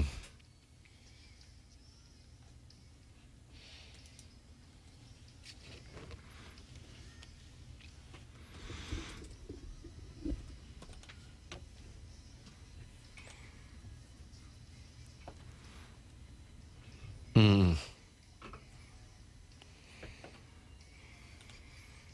How do you like this one, Doug? At first, I couldn't tell if it was a man or woman.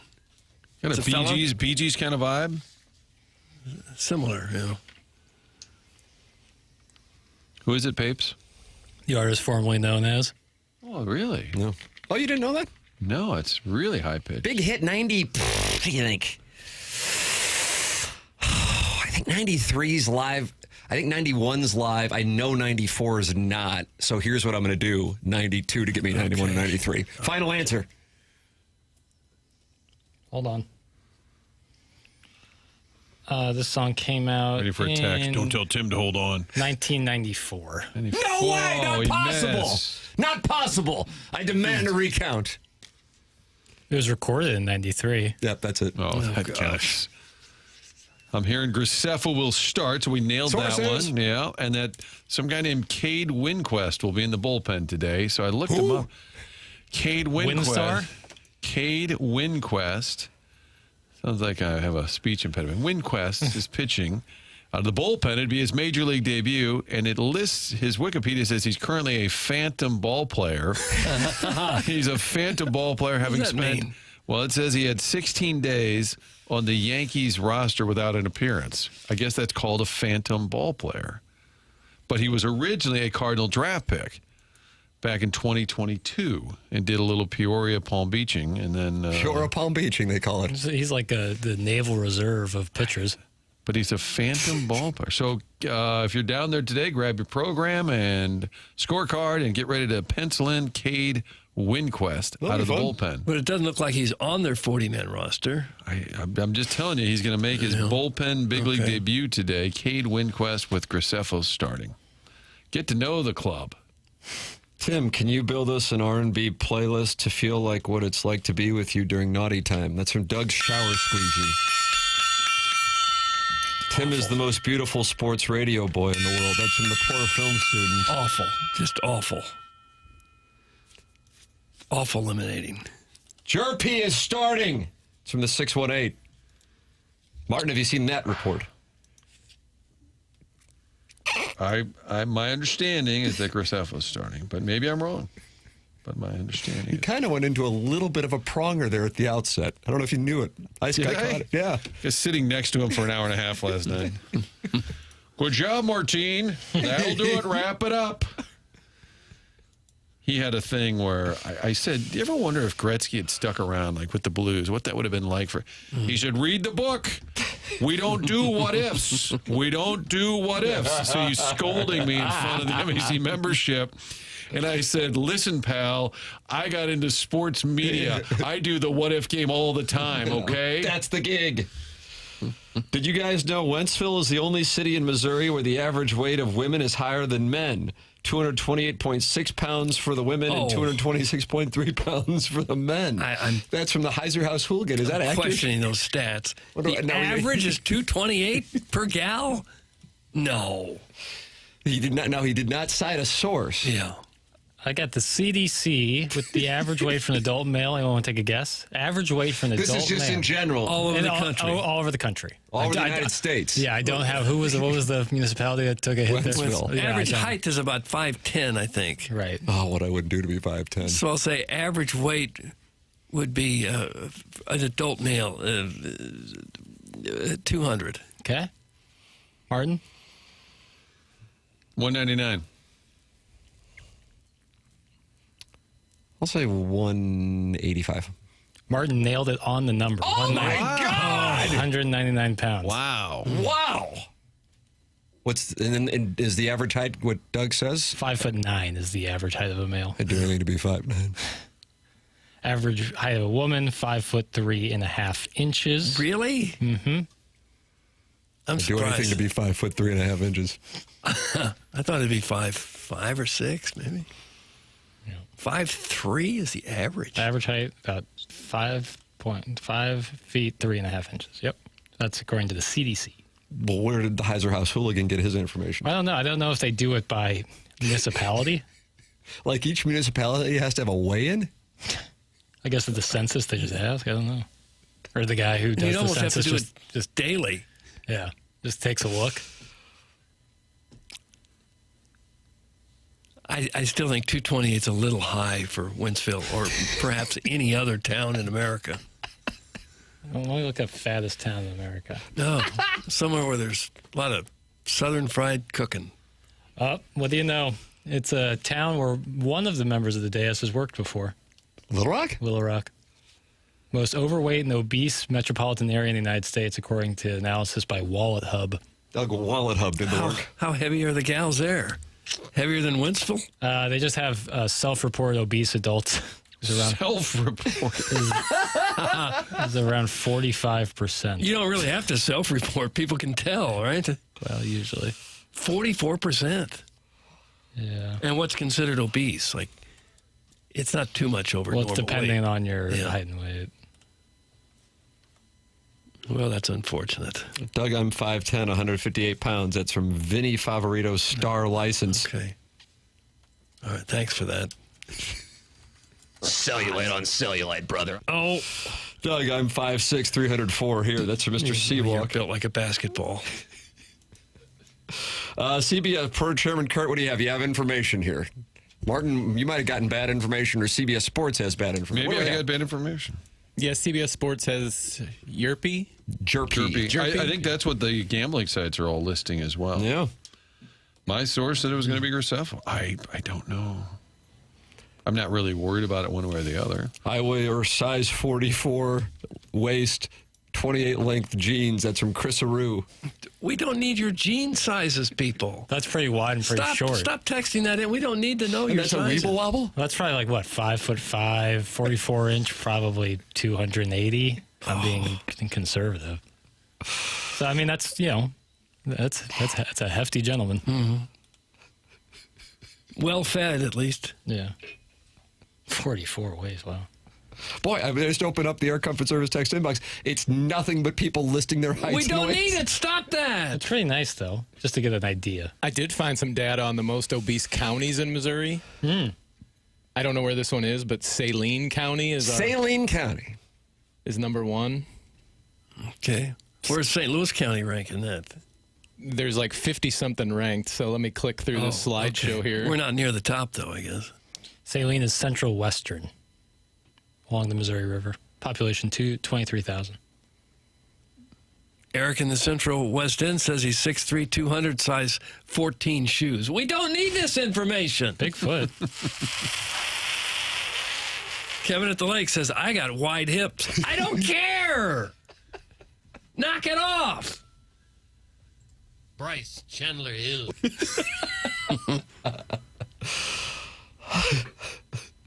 Doug, I'm 5'7", 180 pounds. I don't need to know. My jean size is 33 by 30. I'm very attractive.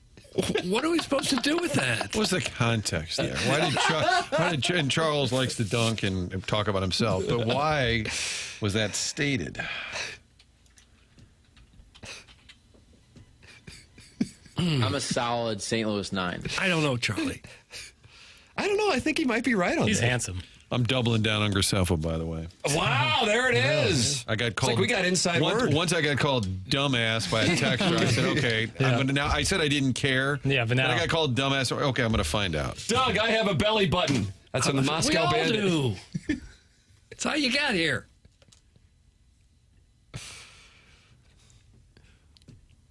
How could you not? You wouldn't have survived. What if you were like hatched? If you came from an egg? Yeah. Didn't that happen to Jonathan Winters and Mork and Mindy? And he was on the Rams board? Yes, he was. Dan Dierdorf would have great stories because if you open the Rams media guide, it would say board of directors, and it would say Jonathan Winters, Maxine Waters, Dan Dierdorf, and he'd say, "Yes, we have a lot of get-togethers where Jonathan sits next to me and Maxine's to my left." Yeah. Think about it happening in Species. You ever see that movie, Tim? With what's his name? Can't even think of it right now. Species. Sorry? Wasn't very good. Well, Doug, the film was Species. I think something hatched, a human hatched in that one. All right, really? I think so. I think she was quite beautiful. Really? Mm-hmm. Doug, maybe we need to come over and watch Species tonight because the Cardinals have a day game. No, I don't think we need From to. 95. Ben Kingsley, Michael Madsen. That's what I was thinking of. And he dealt with it in Donnie Brasco. You know, and Natasha Henstridge is the woman I was thinking of. And she got hatched? She was hatched, yeah. Fun. This guy says, I exclusively wear cargo pants and shorts. Why would I need that information? The audience wants you to get to know them. I don't care to. Do you wear cargo shorts ever? Not really. I think I have a pair. I'm anti-cargo shorts, which the cat would then want to argue about that. I don't want to argue about it. I'm just anti-cargo pants. I have a size 16 shoe. I'm cut. The rest doesn't matter. That's in Beer Cats. Gosh. Size 16 shoe. You got a special order of those. What happened to Little Beer Cats? He hadn't been. I think he's back in Ski-Well. Yeah. Well, that doesn't matter. What's the listened, priority? I listened even harder when I was in school. Did you? Yeah, absolutely. Even harder? Yeah.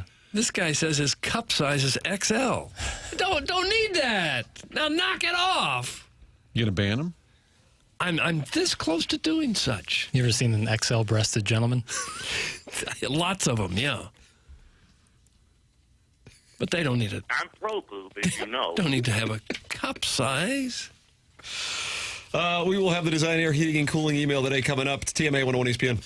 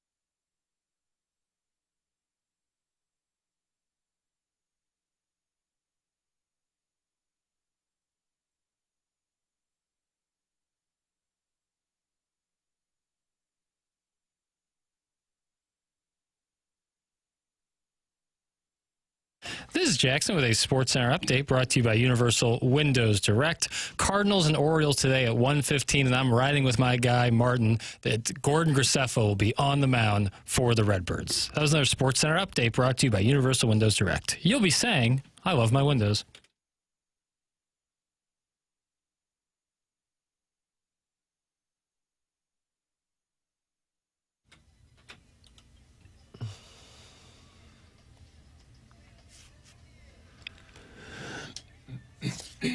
This is kind of the jam. Mm-hmm.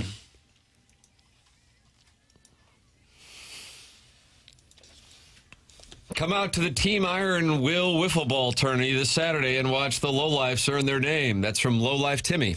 Beck, do you want to go out there and watch the Iron Will Wiffle Ball tournament? No. Jackson, you want to go? No. Okay. Watch wiffle ball? Adult wiffle ball? Yeah, that's right. Yeah, no thanks. If it were Tykes, where you'd be more apt? No. Okay. That'd actually be worse, probably. Well, it's hard to know who to trust on these starting lineups. MLB Roto Wire has Cooper Jerpy starting. MLB Daily Lineups has Hunter Dobbins taking the mound today for the Cardinals. I see Martin Kilcoyne has tweeted it's Gordon Graceffo, and I'm rolling with Martin Hunter Kilcoyne. Dobbins would really be a story, wouldn't it? That's who they've got. I'm going to retweet it and hashtag it Team Martin. And I don't even care, except for I got called dumbass. Right. And so now, yeah. Now, if Don't I'm we get wrong, called dumbass every day, well, that's every true. hour? But I mean, if you say you're a bonehead, that's fine. But when it's information, that's the only time I get upset. Tim. That one landed. But now, if this one's wrong, I'll take some time away. Oh, wow. So I'm kind of building up a little time away. Tweeting out right now. Okay, buddy. Thanks for hashtag Team Martin, hashtag join Kilcoyne. Join Kilcoyne. Here's another one, a daily fantasy baseball thing that's got Hunter Dobbins as the Cardinal starter. So I guess that means you can't ever trust him. Dobbins. Yeah, that's probably not going to happen. I would agree with that take. It's time for the Design Air Heating and Cooling email of the day.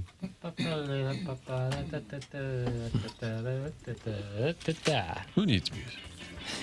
Hello, homies. So I would like to give a compliment to Jackson. Yes. It seems he has done a little tweaking on the skeleton this week. I have not. Rescinded. He has cut down his use of Swope's picks so far and has only played a few this week. So kudos, Papers. Now, this is where that compliment ends, since the few Swope's picks that have played have been episode 11, Doug's Greatest Rants. Oh, good one. This has been played 4 times this week. No, incorrect. 4 times! Incorrect. Then just to troll everyone, we get to hear Tim and Joe Buck talk to Troy Aikman about Bonnygate. You know, relevant topic from 15 years ago. No Tim, can we send this hapless block of wood to China so Doug can tariff his ass? Cash me outside looking Doug's hairless backside. That's from Iggy's Crestfallen Accountant. Iggy's Crestfallen Accountant. I'm writing in because I need the Deus's advice. There is a man in my life, tall, older, wiser, who refuses to admit he's the one for me. Back when I could watch him on my telly, my desires were kept in check. Now I must circle my drone around the Hubbard Studios Monday through Thursday from 6:55 to 12:05, just waiting for a glimmer of his beauty. The khaki pant he sports, perfectly round his rumpus like an Xbox controller in the Cheeto dust covered hand of an overweight 33-year-old single man from St. Charles. Too specific. When he raises his voice after a caller takes 7 seconds to speak, it makes it tingle like eating a handful of Pop Rocks while licking a 9-volt battery. I'd get every email of the day prize I've won, but not yet claimed due to the postage stamp shortage for just one more night in heaven with his elderly bare body. Doug, make my year and do the splits on my Vienna sausage. Oh. That's some Steven time for the Brothers Time Incorporated. Do you think McGreevy's performance is because Michael was thinking about drunk, I'm going to get a handicap? That's exactly what happened. Folks, Facebook, am I right? Unbearable nowadays. Probably going to get off it, tell everyone about me getting off it, and then quietly get back on it after a nap. But every August, same crap. Thousands of parents flooding my timeline with first day of school pictures. Little Ignatius starting 4th grade with spiked hair. Everybody holding a chalkboard, smiling on the front porch of a home with a mortgage. It'd be different if it was paid off. Good grief, enough. Facebook should be reserved for what it was intended for and nothing else. Wishing Mark Knopfler happy 77th birthday as he presumably spends the day refreshing Iggy's page awaiting acknowledgement. A photograph of your Super Bowl TV tray spaghetti and meatballs dinner that looked like the final hot meal served before the fall of Berlin. Thrice hourly dispatches from something called a PAFO Plus. A media property the original PAFO has neither recognized nor established diplomatic relations with. Nobody asked for it, so nobody can technically cancel it. It's just another little Hoosier side quest that people who spend all day on Facebook like to do. Like a poor kid writing letters to Santa in March, except Iggy is the kid and Cagey is mom, quietly throwing them in the trash once the warm milk kicks in. And occasionally, humanitarian relief like posting an offer to cook dinner for any stranger on Facebook who has a friend who has a friend who knows a TSA agent who can't afford food. Just pure selfless compassion. Certainly not a gigantic social media look-at-me bluff for attention from an unhoused whose food security was once solely dependent upon and backed by Caller Ellen's bottom-of-her-purse leftover gift card program.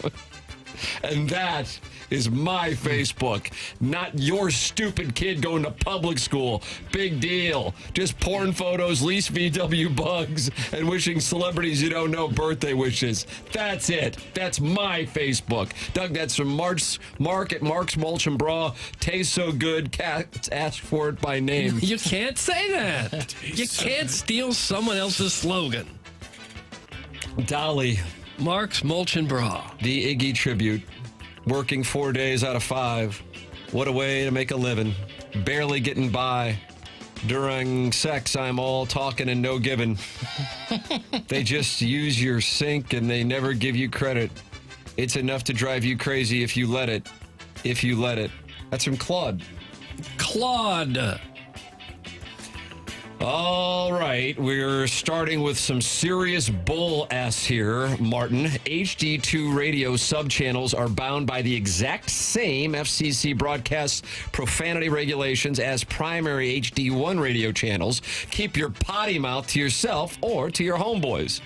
After listening to Marmol explain why he left O'Brien in the game on Sunday, it should be clear to everyone that the Cardinals are soft tanking. Don't you like that term, soft tanking? Yeah, I don't mind it. Ali rambled about being able to count the 39 pitches that O'Brien threw, talked about how Turd Ferguson would have even been worse matchup versus Schwarber, mentioned Graceffo while not giving any reason why he wasn't used, and then asked what you can think of a time when a manager relieved his all-star closer.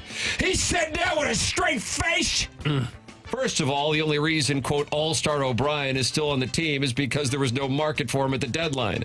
Alas, the obvious answer to Marmol's question in the 2022 NLDS Game 1 against these same Phillies when Marmol waited until it was too late to yank Helsley, who had lost control of his pitches.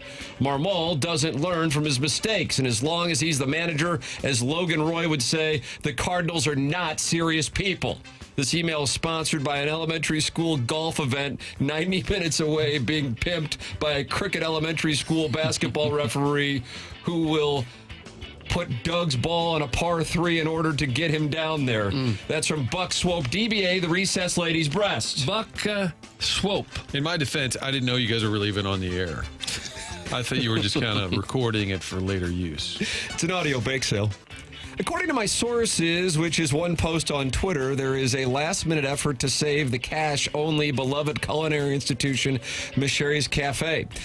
They came up with this idea that if grade schools bring in a full team for a pregame meal, there will be a new hat posted above the microwave. And after 3 months of meals, management will pick a random number, and if a team representative can identify the hat that was displayed that day, they can win that hat along with other prizes like 3/4 of a bottle of laundry detergent, an Iowa Caitlin Clark basketball that was actually signed by Brian Henshin.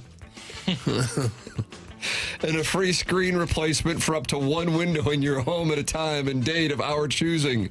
Nipper and Old Bonham already have reservations for this evening. That's from Shooter McGavin, the vice president of Joya's Deli. We were always just 0.2 miles away, which turns out to be a 25-minute walk.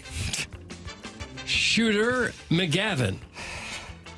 And finally, morning, Doug. I am 5'9" and have a 64-inch inseam. Oh. That's, of course, girth wide. Probably not hatched. That's from Bobby Greenbacks. And Bobby that's what we have Greenbacks. for the Design Air Heating and Cooling email today. What we will now do is vote, and then we will announce the winner coming up at 10:55, and then we'll head down the hallway. And, Doug, it's the Strode situation now? That's what it's it called? feels like, yeah. Yeah. Because we never really know what calamity might be in store for us on a certain day. He might come in feeling pretty good about things, or he might come in just hopping mad. Good one. Tastes so good, cats ask for it by name. Meow Mix. I had to look it up. I couldn't remember. I'm sorry, it's Mark's Mulch, but Oh, I like that. it's catchy. We got to take a break. Martin is headed to onboarding, and you are doubling down on Gordon Graceffo. I am. MLB.com listing Gordon Graceffo as the Martin starter. Kilcoyne. I'm going to audit all these jerkwads on here. They're just not that there was information out there. That's fine, but they were like spiking the football. Yeah, they called you a dumbass. Just sent. I assume we all got this. Cade Winquest is officially part of the roster. Peter Strzelecki with a right forearm extensor inflammation is going on the IL. Doug. Hemorrhaging pitching. Strzelecki's injured. Ollie, what's he got? Something. That's fine. Now, are they making some of these injuries up to clear a roster spot, or is everybody really going down at the same time? Well, that's always the case with the IL. I always say, injured or bad. You're telling me this guy's forearm extensor isn't inflamed? I don't know. Don't put words in my mouth. I don't know. Cade Winquest, who is our phantom ball player. Yes. I guess he was in Memphis, but he had some time with the Yankees. He just didn't appear. Welcome to the club, Cade. Walking in Memphis. Walking with my feet 10 feet off a Beale. Doug, Mark Cohn? Is it C-O-H-N or H-E-N? I think it's C-O-H-N. I think you're right on that, Papers. Was he Best New Artist or was that Best Song in the 91 or 92 Grammys? And that's kind of all he did, right? Yeah, I don't think he had much after that. Yeah, kind of a one. You don't need anything after such a tremendous tune.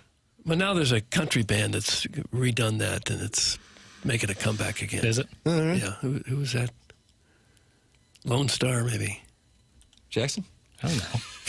It's like, get that away from me. I've listened to the Mark Cohn version exclusively. Oh, Brian needs an IL stint.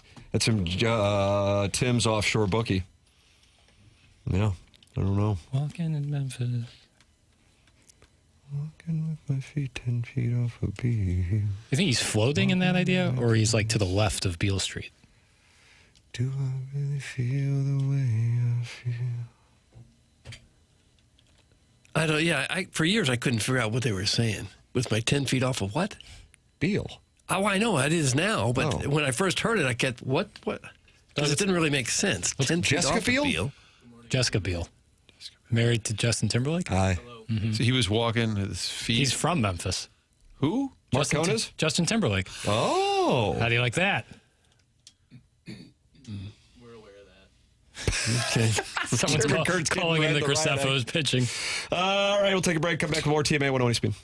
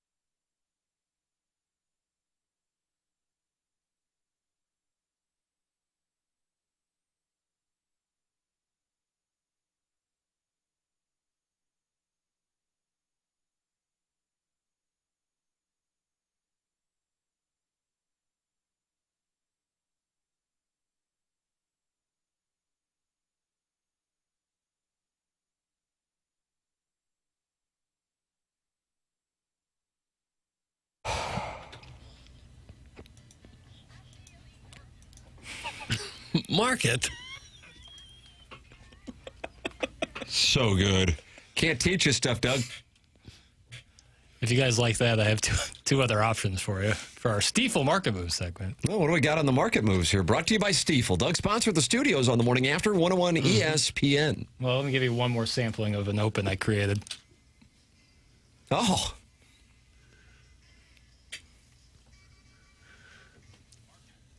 How about that? The timing's impeccable. Yeah. Can't teach it. You're born with that kind of stuff. Stifel Market Moves, baby. What's the name of that song? Tequila. Oh, that's right. They've Doug, Seth Emerson. You ever heard of Seth Emerson? I'm sorry, no. Well, he's predicted every college football game of the SEC this season. Every game.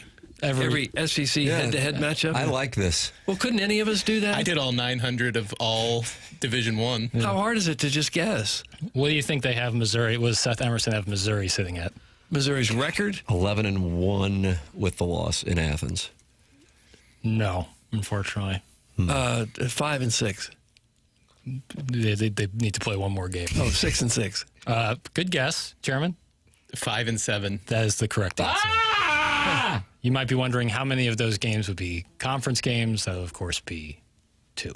Dog. 2 wins in the SEC, according to Seth Emerson. This would be Missouri's worst record in a decade and quite a come down for a team that's 29-10 over the past 3 seasons. But he says it's very fungible. Don't say fungible to me. Says it's very fungible. 3 losses.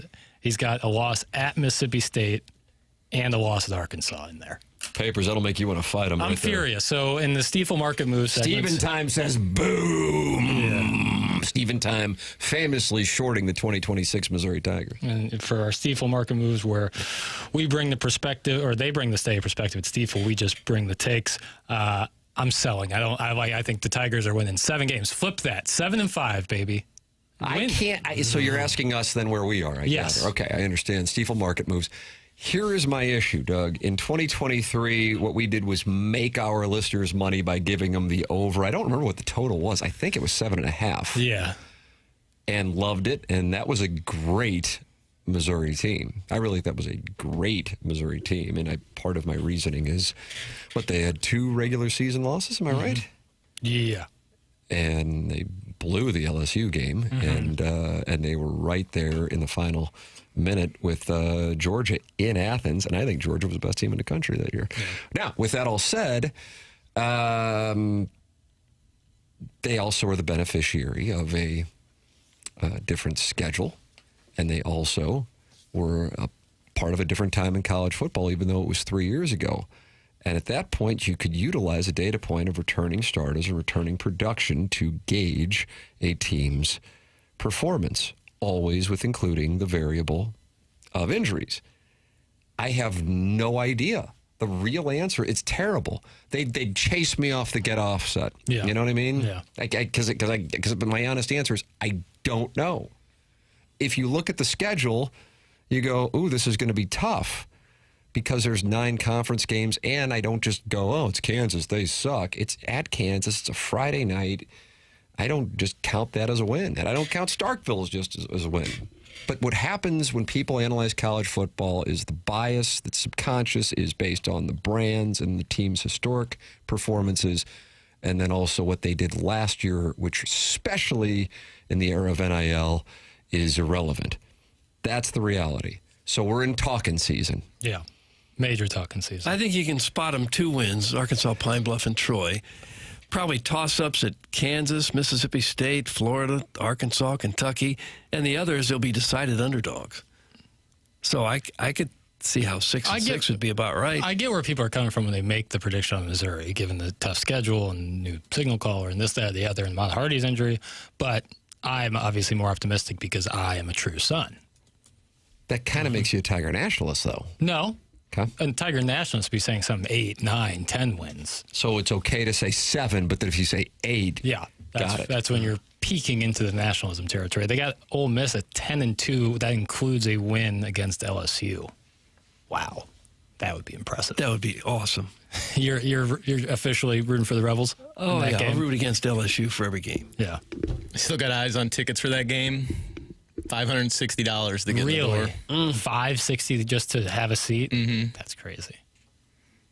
I don't know if I want to miss the Troy game, though. Hemingway Stadium? Mm-hmm. Right? Yeah. Sean McDonough said easily the worst stadium in the SEC. Yeah, he did say. He said the broadcast booth is really bad.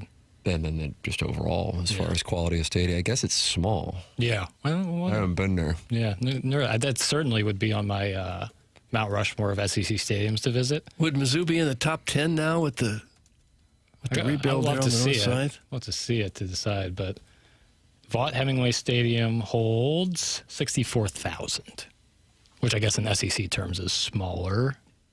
Still a lot of people in one place. I didn't know true sons start their college career at Florida Gulf Coast University. It's from Hunchback of Von Castle. Boy, that couldn't have felt good. Hey, listen, I came home all the less. It's not how you start, it's how you finish. Yeah, came home proud. I'm pumped about Missouri because you couldn't have had a worse passing and kicking game. It was atrocious. That's from Sharon's Ladue Pool Bowl. That's a fact. The passing game in the second half of the season was brutal. The kicking game was as bad. I've never seen a Division I, like Power 4, used to be Power 5 conference team have as bad as a kicking situation as they did last year. But the running game's not likely to be as good. You had a first-team All-American who can't play right now. Currently. But you also have a guy who's top 5 in SEC rushing yards as a third down back who's going to be starting now. And a St. Mary's Dragon. So the rest of the SEC is afraid of St. Mary's players? Correct. That's exactly right. Okay. I know. You guys want to hear one more open? Yeah.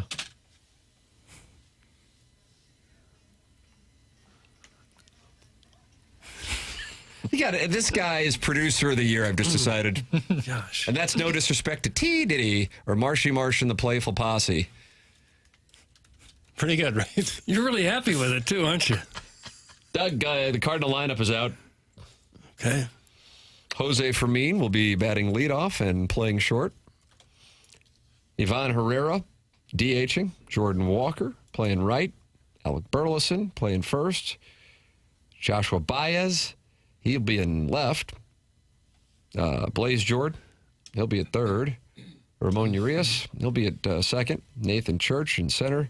Pedro Pajes will be your catcher, and Gordon Graceffo your starter. This is a team that if they can get hot, they can play with the Dodgers and Brewers. I think so. Just march that same lineup out there the rest of the way. I'm going to go to the game today. Oh, really? I may be alone. I may be the only one there. Yeah.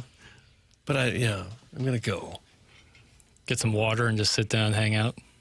Mm-hmm. Do you guys not have voiceover people? That's from Cuck Knipple. Hey. Who needs voiceover people when you got this? Market moves. Do yourself, big man. Well, I like it. I think you've done some fabulous production work. Thank you, and thank you to Stifel. Stifel, sponsor of the Market Moves. 10:34 in St. Louis. Take a break, come back with more TMA 101 ESPN.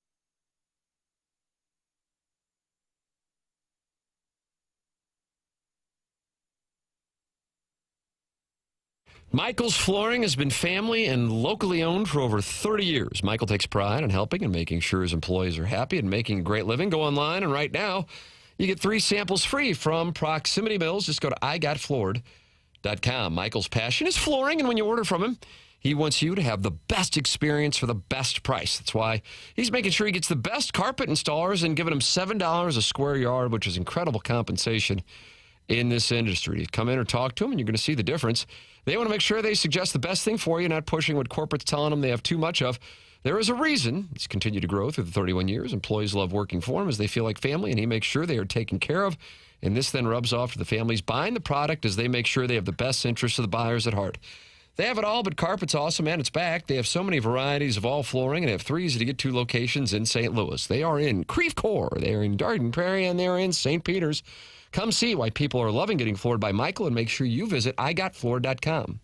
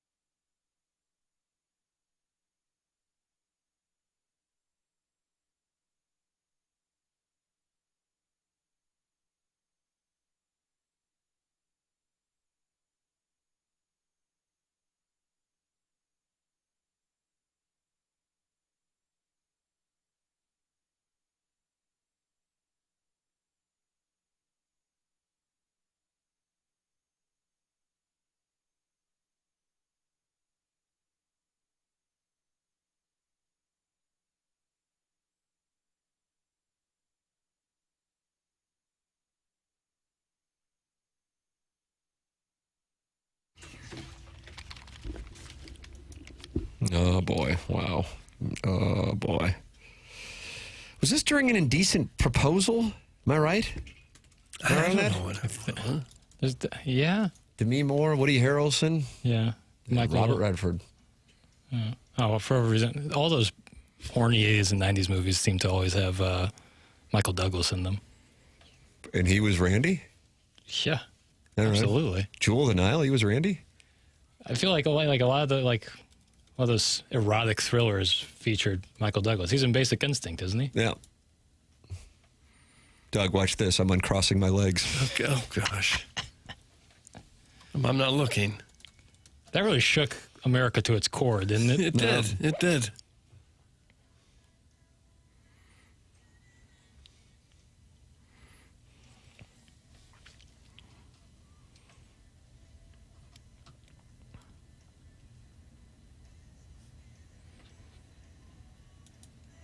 What makes this love unordinary? I don't know. I think it might be would you consider a cuck no ordinary love? Well, that gets close to kink shaming. Right. Putting such terms on the interplay. Tim makes me heavily reconsider my sexuality. That's from Richard Toast. Oh, gosh. We had a listener call in earlier today, Doug, on the Callier and Thompson phone lines and say that seeing 2 gentlemen kiss at the Cardinal game on that Tuesday night classic turned him. Yep. It absolutely did. You feel anything different after seeing that? No, I didn't. No, I didn't. Just play the song. Shh. That's from Mr. Banger. Telling us to shush. Play it yourself.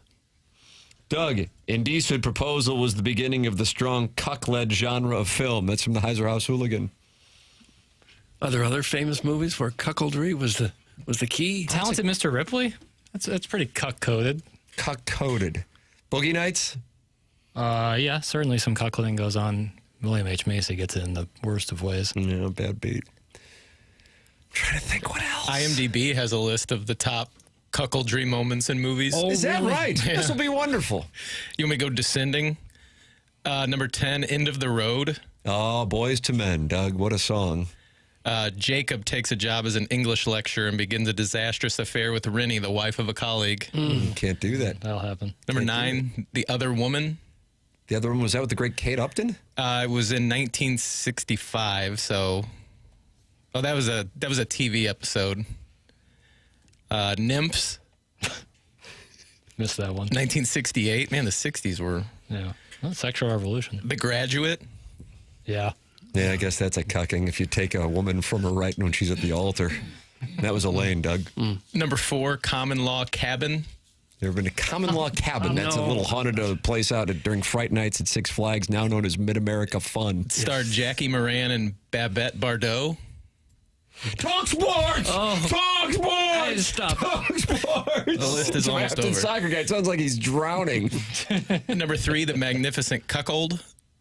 That's the name of the film? It is. That was a magician who worked with Doug Henning. Claudia Cardinale and Ugo Tognazzi. How did that not get number 1 with that title? Well, number 2 is The Great Gatsby. Oh, yeah. The, what is it, Muriel? One of them has sex with Muriel. And number 1 is a film from 1934 called Henry the Ache, A-C-H-E.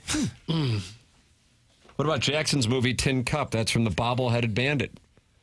Yeah. Does Don Johnson get cucked in Yes, that? he does. Yeah, with Rene And is kind of Russo? fine with it, though. Yeah, he's a great villain. Don Johnson's so good in Tin Cup. And he's spun it down. Don Johnson's great in everything he does. He's really one of my favorite actors. What that? He's Rock Chalk Jayhawk.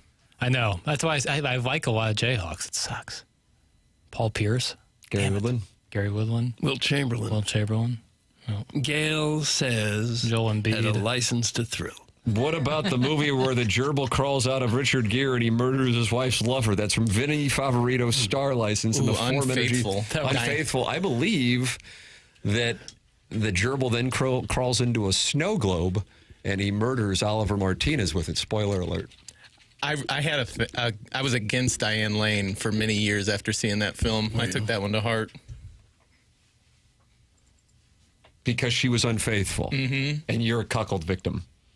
Some would say. Like some would say. What about Karate Kid? That's from Scorsese. Who gets cucked there? Pat William Morita? Zabka. Oh, yeah. And yet we cheer on the cucker. Yeah. Don't we? That makes us examine ourselves as society, doesn't it? I had a list of movies on Letterboxd where Matt Damon gets cucked in movies. I got to see if I still have that. Would Movie Boy do a cuckold list episode? Sure, well, if we ever do another one. Oh! How do you explain that to advertisers? Well, we're working on it. Well, it's going to be a statement made later today, Doug. Look for Jackson's Twitter tweets and a Notes app explanation. Yeah. Okay. The Departed, that's the biggest one where he gets cucked. Vera Farmiga, who looks like Julianne. Yeah. He kind of gets cucked in the Odyssey, being honest. What's the Iggy impression he does of, oh, God. That's from Woodward. Or Beyond the Candelabra with the great Matt Damon and Michael Douglas. Different type of scene. Yeah. That Forrest Gump's a cuck film. Some Dino Bravo. A little bit. Kind of, eh? Who gets cucked? Forrest? Forrest. That's a bad Pete. Yeah. Doug, in Animal House, Donald Sutherland is the cucker. Big time. Yes, he was. Big time. Yeah. Pam's fiance in The Office gets cucked. That's from Thanks, Dad. Roy. Yeah. Yeah. Big So time. now we're back to just cheating as a cuckold situation. Well, yeah. But that's just where Ken would swoop in, play the hero music. Set us straight. Because they discuss this at a higher level of hedonism, I suppose. Mm-hmm. People with a higher level of understanding. The brain trust. Hedonism. Alfalfa gets cucked in The Little Rascals. Yeah, God, he loved that Darla. She just wouldn't have anything to do with him. And the alfalfa haircut was where just one piece of hair sticks One up. piece. Right at the back. It sticks, not forward, it sticks straight up. So you'd have to like gel it like that, wouldn't you? Yeah, well, there weren't a lot of people who wore it. Alfalfa. And he was murdered like in his early 30s. Spoiler alert. Well, it happened 70 years ago. Nor did it happen in Little Rascals, I don't think. James Carlton will take care of you, though, should you deal with whatever adversity it might be. Have you set your home in auto insurance and forgot about it? Maybe you haven't talked to your insurance agent in the last 6 months or longer. That's where James Carlton can help you out. He still has the biggest rate decrease in his 18-year career. That's why Jamie Rivers made the switch. That's why BK and Ferrario made the switch. That's why little Jackie Papers made the switch, and I am thrilled I made the switch 7 years ago. 314-961-4800, or go online at carltoninsurance.net and work with the great James Carlton and his 500-plus five-star reviews. That's James Carlton of the Carlton State Farm Insurance Agency. If your insurance costs a leg and an arm, call James Carlton State Farm. It's 1046 in St. Louis. This is TMA 101 ESPN.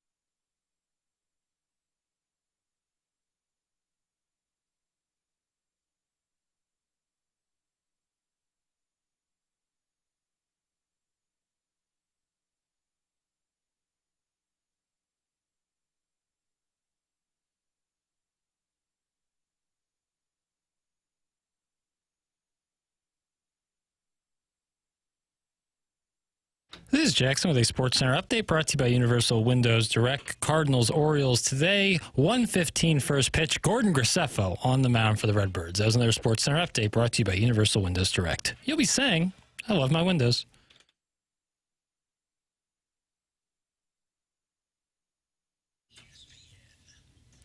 Well, it's time to give the Designer Heating and Cooling Email of the Day winner out, Doug. And here we go. It's Jay Bennett Burkett.